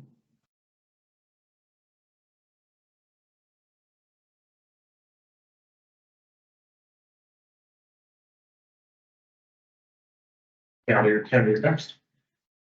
So, for Mount Airy County, we do have a good amount of data, and on the left-hand side, we can see that, for Latino men, we have, other than 2018 and 2019, a sustained higher value and pattern for, we believe for more individuals, Latino men to be sentenced to probation and prison in order to reach parity with white men. One really notable thing here is that this is an individuals, which for a county of Mount Airy size is somewhat notable in the fact that it was, 7 in 2013, 8 in 2014, and then 4 for a couple of years. I mean, this is a pretty noticeable pattern. And then on the right-hand side, while for Latino women, we see a couple of drops below 0 in 2013, 2015, 2016. We do see some higher magnitude values there as well in 2012, 2017, 2019. And so in conjunction with the Latino men's pattern, I think just in general, that's something we should think about.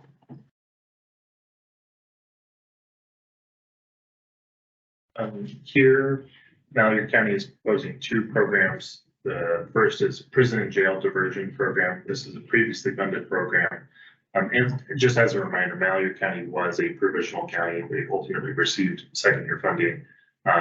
And here the target population are individuals of all risk levels charged with property, drug, or driving crimes with mental health treatment needs or substance use disorders.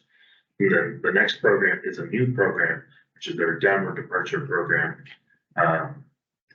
Here, they'll have a dedicated PO who will supervise only downward departure probation cases, and it'll allow them to have a more hands-on approach working with those clients. And the target population are individuals of all risk levels with presumptive prison sentences for property, drug, or driving crimes. Do you want to know the eligibility for that program? Let's see.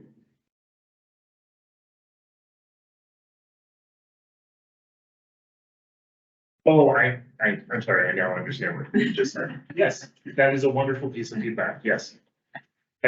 Yes, let's ask that question. So, it will be similar to the question we asked for, I forget which, but, how does the district attorney's office Yes. determine who will be placed on downward departure? And then we don't have any generalized feedback. Of course, if you all wanted to provide feedback based on the racial disparity tool, now would be the time. Yeah, I'd like to see specifically what they're doing to address the Latinx population on both sides. Like, what are they doing to address that? Yeah, let me just repeat the thing over and over again. Okay. Could we say, what steps are you taking to Address, I like the word address, you use that, yeah, address. Does anybody else want to use address with it?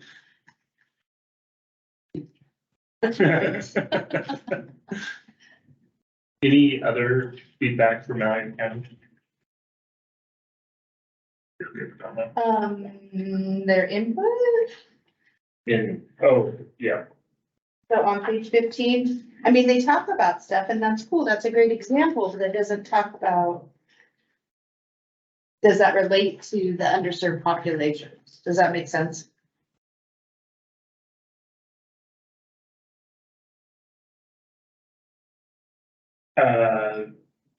are you saying that the surveys are insufficient? Well, I'm just saying, like, how does that relate to underserved populations?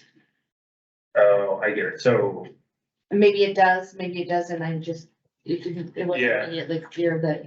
I think you could say that justice involved individuals would be an underserved population, but I think I see what you're saying, which is that what about other underserved populations?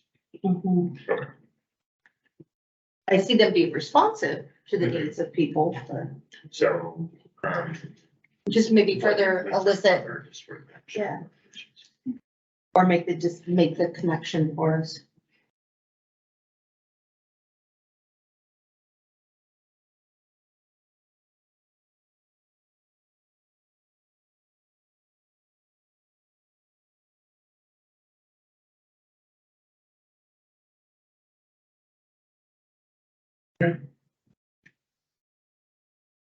For Morrow County, we also have a decent amount of data, particularly for men here with the disparity tool, but we don't see any long-term patterns for Morrow County, for men or women of any group. in Aurora County, they're proposing two programs.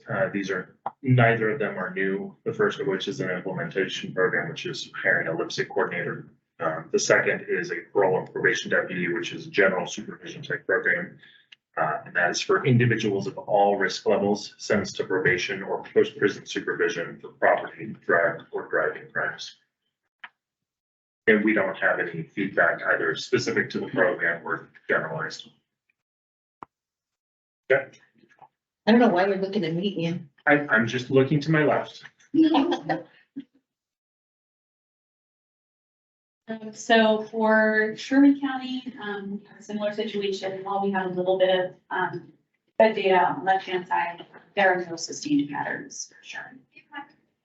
Okay. Sherman County as another county that utilizes Norcor has some funding allocated to Norcor. This is for mental health and transition services. Medium and high risk adults in custody sentenced to property, drug, or driving offenses in Norcor are the target population.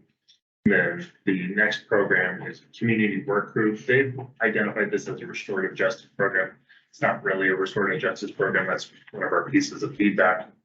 And here the target population are medium and low risk individuals on supervision for property, drug, or driving offenses. And our generalized staff recommended feedback is to make them aware of the Columbia Gorge Children's Advocacy Center and make them aware that they might want some of that JRP victim services funding. Any questions, feedback, concerns? I think this is another one of those counties that needs to better elaborate with their community-based.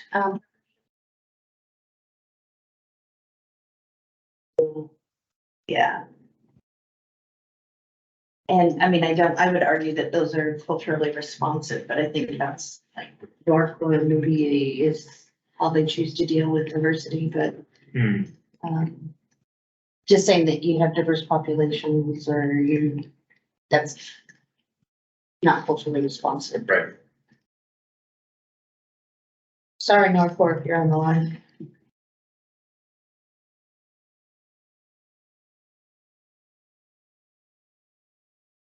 And next up is, well, actually, I guess lunch has arrived. We could take breaks now. We could, I mean, this is designed to be a working lunch regardless, and so we can distribute lunch. Captain and I know I'm comfortable still talking. Yep. Can I have 5 minutes to use Working these for me. abilities? Yeah. Or go on without? Those order. Yeah, Senator Brzezowski and others who are joining remotely. Do we want to take maybe a 15-minute break and then reconvene? Sure. Okay.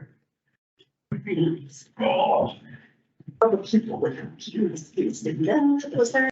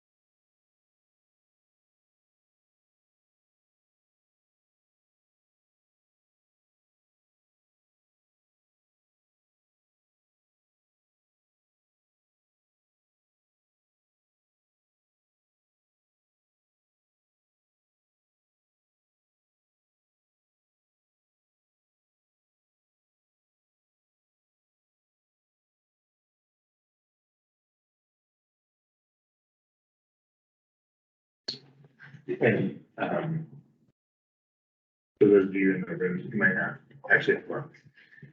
Hi, everyone. Welcome back. For those of you who are virtual, just wanted to let you know that we'll be starting in just a moment.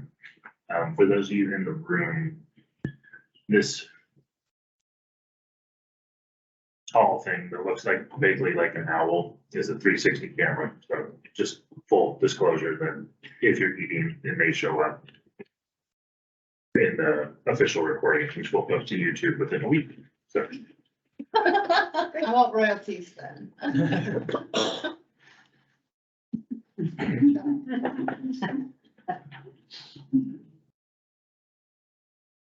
That.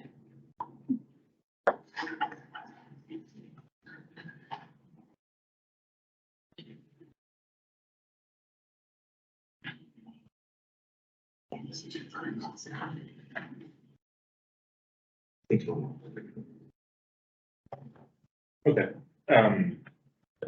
We'll go ahead and get started. We just have 4 applications left to go over. We should be done before 1. Which for those keeping track at home would be 4 hours ahead of schedule. Not too bad.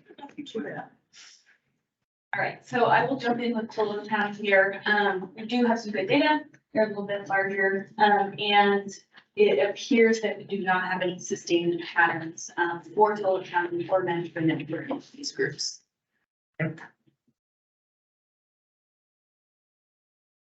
So Tillamook County, they have, I believe, 6 programs and all coming one by one. The first is what they're calling the JRP program. They've identified this as a new program, though it looks awfully familiar to a program they funded last biennium. So perhaps it's a slight modification. This is a downward departure type program. Target population here are all individuals with a presumptive prison sentence for property, drug, or driving offenses. And our feedback simply is to ensure that the supervision is tailored to the risk, needs, and responsivity of the individuals. The next 2 programs are similar. They're called the Brighter Futures program, though they have discrete foci, I guess. The first is the Work Crew program. Here, the target population are adults in custody in Tillamook County Jail and anyone on supervision. And then the next program is a partnership with Tillamook Bay Community College that allows justice-involved individuals to enroll in certain courses at no cost. Additionally, they can also get a food handler's card.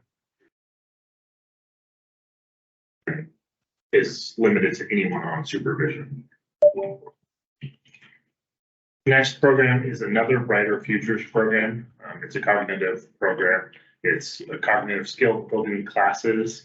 And this is overseen by jail staff because it is for adults in custody in Tillamook County Jail. The next program is subsidy housing and bus supports. So here it's anyone on supervision in Tillamook County, especially those transitioning to custody, and so that assists. I need housing, partially subsidizes housing, and then also covers the cost of bus passes. The final program is a DUII supervised caseload. This is what they've classified as a general supervision type program. Here, any individual charged with a DUII that is set on supervision in Tillamook County is the target population. And I should have mentioned this up top, but Tillamook County, for those of you who were around, you'll remember, was placed on provisional status and then ultimately recommended not to receive second use funding. However, you all recommended that they be able to spend down their first year funding over the course of a second year. So they're back on the saddle applying for a full 2-year funding.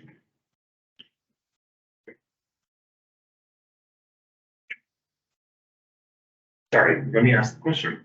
Any questions or feedback or changes? Is the DUI supervision program limited to residents, or does that include people who probably, I don't recall. Let's see. I don't recall that.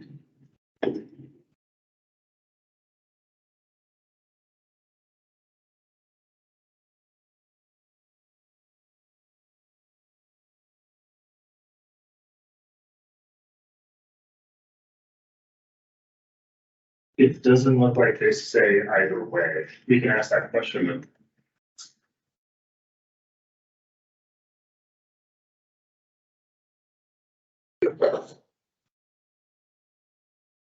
Okay, next up is Union County.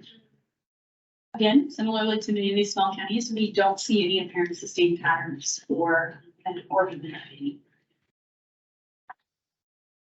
Union County, they have a single program that they're proposing for this new biennium. They call it the Pre-Sentence and Pre-Assessment Offender Supervision Program. They've classified this as a downward departure. Here, the target population are medium and high-risk individuals charged with property, driving crimes.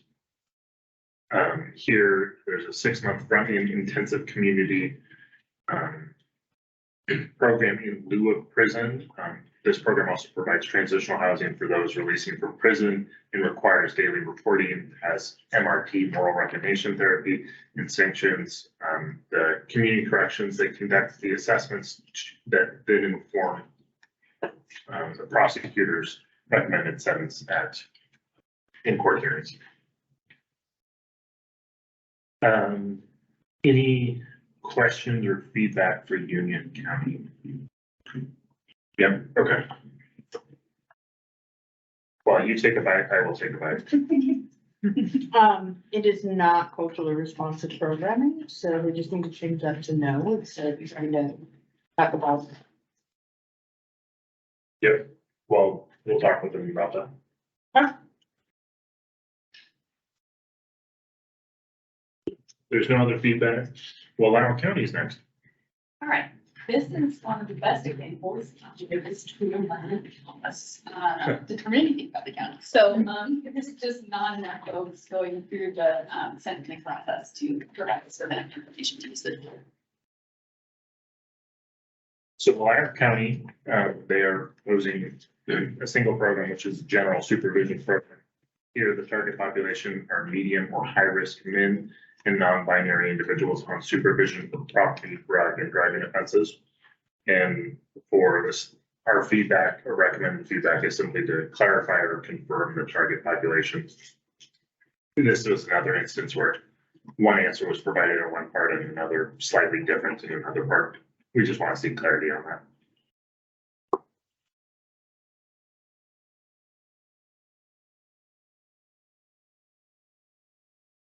Any feedback?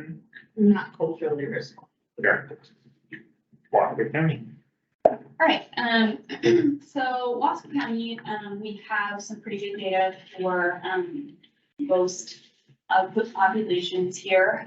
The only real pattern that we see here, and it's very slight, is that on the right-hand side for Native women, we do see that they haven't dropped below 0. While we have a lot of 0 years, we see a couple of little jumps up in the Native women's plot there. 1 or 2 individuals that would have had to do census probation instead of prison in order to reach parity with white women. Wasco County is proposing 3 programs, the first of which is Norfolk reentry programming. This is not a new program. Here, the goal is to engage with as many qualifying adults in custody as possible to provide them with programming and establish a reentry plan. The target population here are medium and high risk adults in custody sentenced for property, drug, and driving crimes in Norfolk. And the second program is transitional services. This is a housing type program. Here, the target population are medium and high risk individuals on supervision for property, drug, and driving crimes, excluding those with a sex offense registration, arson offense, or violent person crime. Again, this is not a new program. This is operated by Bridges to Change, which a few other counties also contract with. And then the last one is specialty court incentives. So again, this is a add-on to other specialty court funding. They have a treatment court and a mental health court, and this is geared towards those who are participants in those courts. And the target population, I'll spell it out, which is medium and high risk individuals sentenced to a specialty court as an alternative to incarceration for property, drug, driving, disorderly conduct, harassment, menacing, and like offenses. The focus is on those with a mental illness. Any questions, concerns, or feedback for Wasco County? Somebody just needs to work with Marcor on the cultural response program. Can I go back and Yeah. give a piece of, excuse me, amended feedback for Tillamook, Yeah. which was like 2 ago, I Mhm. think. It might be useful to get more information on what they had listed as program 2, which is their inmate worker program. Yeah. It says it's designed to like build interviewing skills. Mhm. But then later in that same section, they say that that occurs when you apply to be in the program, that's when the work on the interviewing skills occurs. And then it talks about resume building, but then it says that that's not actually implemented. And so I'm kind of curious, like, what this program, what state dollars are sort of paying for in that proposed program. I think just maybe just some more explanation. Sure, specifically around the interviewing or? Like, what is the program? What is something being provided on an ongoing basis other than just a work assignment, right? So is there ongoing interviewing workshops? Is there ongoing resume workshops? Because I can't quite read from this whether that's really occurring or whether this is really just, we're going to give you a task within the institution, which I suspect is already occurring. And so what is this program doing on top of that? Got it. Thank you.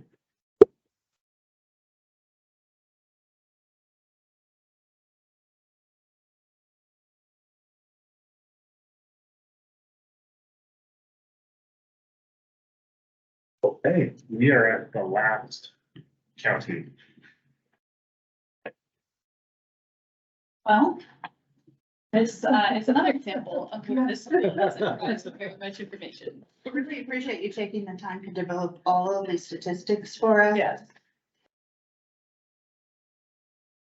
So Wheeler County, they're proposing to fund 2 programs. The first is Norcore reentry programming, very similar to the other Norcore reentry programming. The target population here are high-risk adults in custody sentenced for property, driving crimes in Norcore.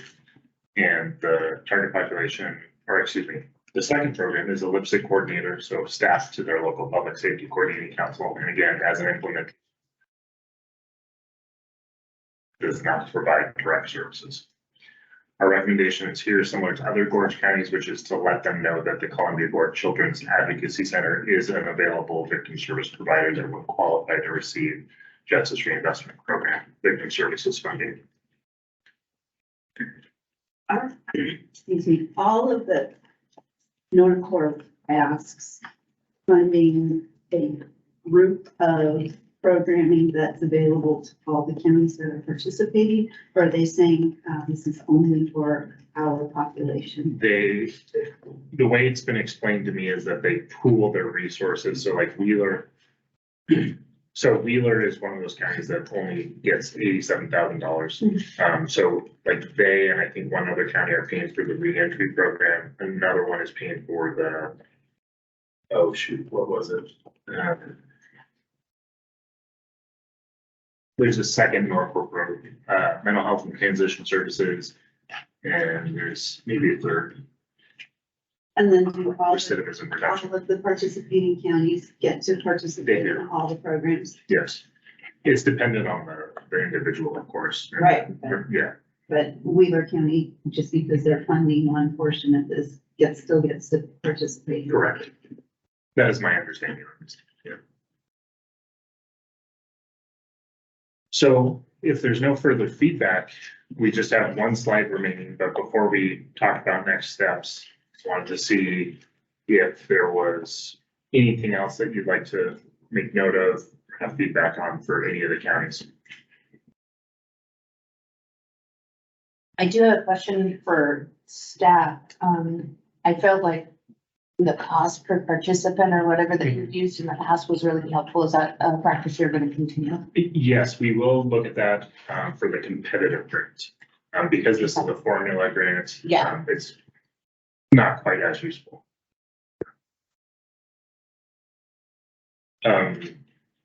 Speaking of, so for next steps, so we will look at the feedback that you all have provided us. We'll clean up the language a little bit and then send it out to the grantees either at the end of this week or early next week. Once they have that in hand, they will begin work in earnest on their final applications. We've released the application questions themselves actually 2 months ago. So they kind of had a jump start on different parts of it. But we will then open up in the grant management software to allow them to make edits to the questions they have already answered. So for example, a feedback on, hey, we need further clarification on what the work group program does in Tillamook County. They would go to that particular portion of the application, make a change, and then note for us, hey, this is what has been changed. And so in October, when we meet again, we will only pull, instead of providing you the full application, we will provide you with only the relevant updated information along with the feedback there. So then you can compare, okay, this is the feedback we wanted, this is what they did with it. And you can then determine whether or not it was an adequate response.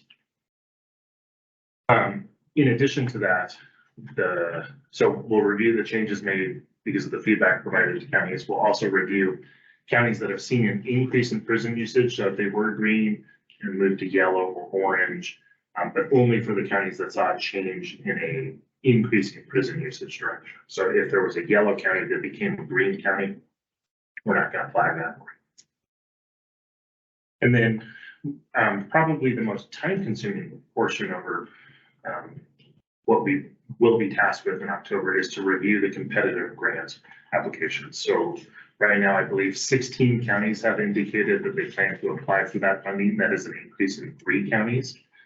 The amount of funding available is about $8.1 million. Historically, we have received anywhere between 10 to $12 million in requests. So, you all have to make a recommendation on funding. So what you all have asked us to do as staff previously, and what we're willing to do this time around, is to make staff recommendations on how to prioritize that funding, simply as a start of the conversation. You all can then, of course, disregard our recommendations, massage it, change it, do whatever you'd like, but that's something we've done in the past. Nate, thank you.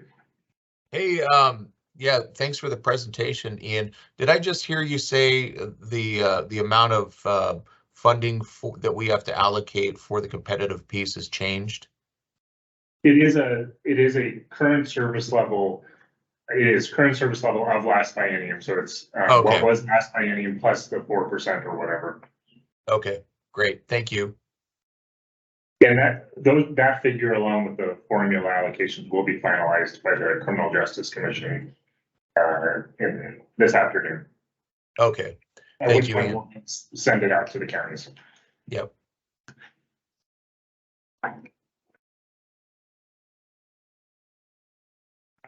So one piece I do want to bring up with regards to time management is that I think we'll be able to do it all in one day. Actually, based on today, I'm fairly confident that we'll be able to do it all today in one day. So October 16th is when the vast majority of you all can participate. I think there are a couple that we're maybe still waiting on responses to, but we'd like to go ahead and schedule that, just put it on people's calendars. And then if we're comfortable just committing to just one day, my anxiety will handle it, and we won't schedule a half day on the 17th, but wanted to make that question. So to review, we'll have to make funding decisions around competitive grants, and we'll have to review feedback and data changes for the formula counties or formula grant that we just did.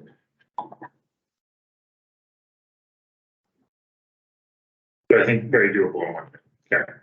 What if we scheduled one day and block half day virtual so that not everybody's traveling twice? Sure. And that's actually another question. Do we like the in-person format? I like the in-person format. Yeah. I can't, then nobody's, knocking on my door, coming into my office. Right. Talking to me.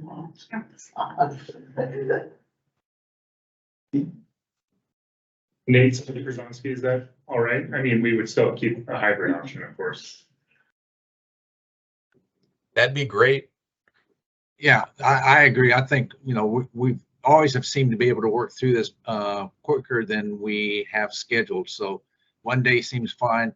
I still have potential travel issues. I'm not positive yet, but let's go with the 16th. And, the reality is, the group can move forward without me, because when you get down to the voting, I'm not going to be able to vote anyway.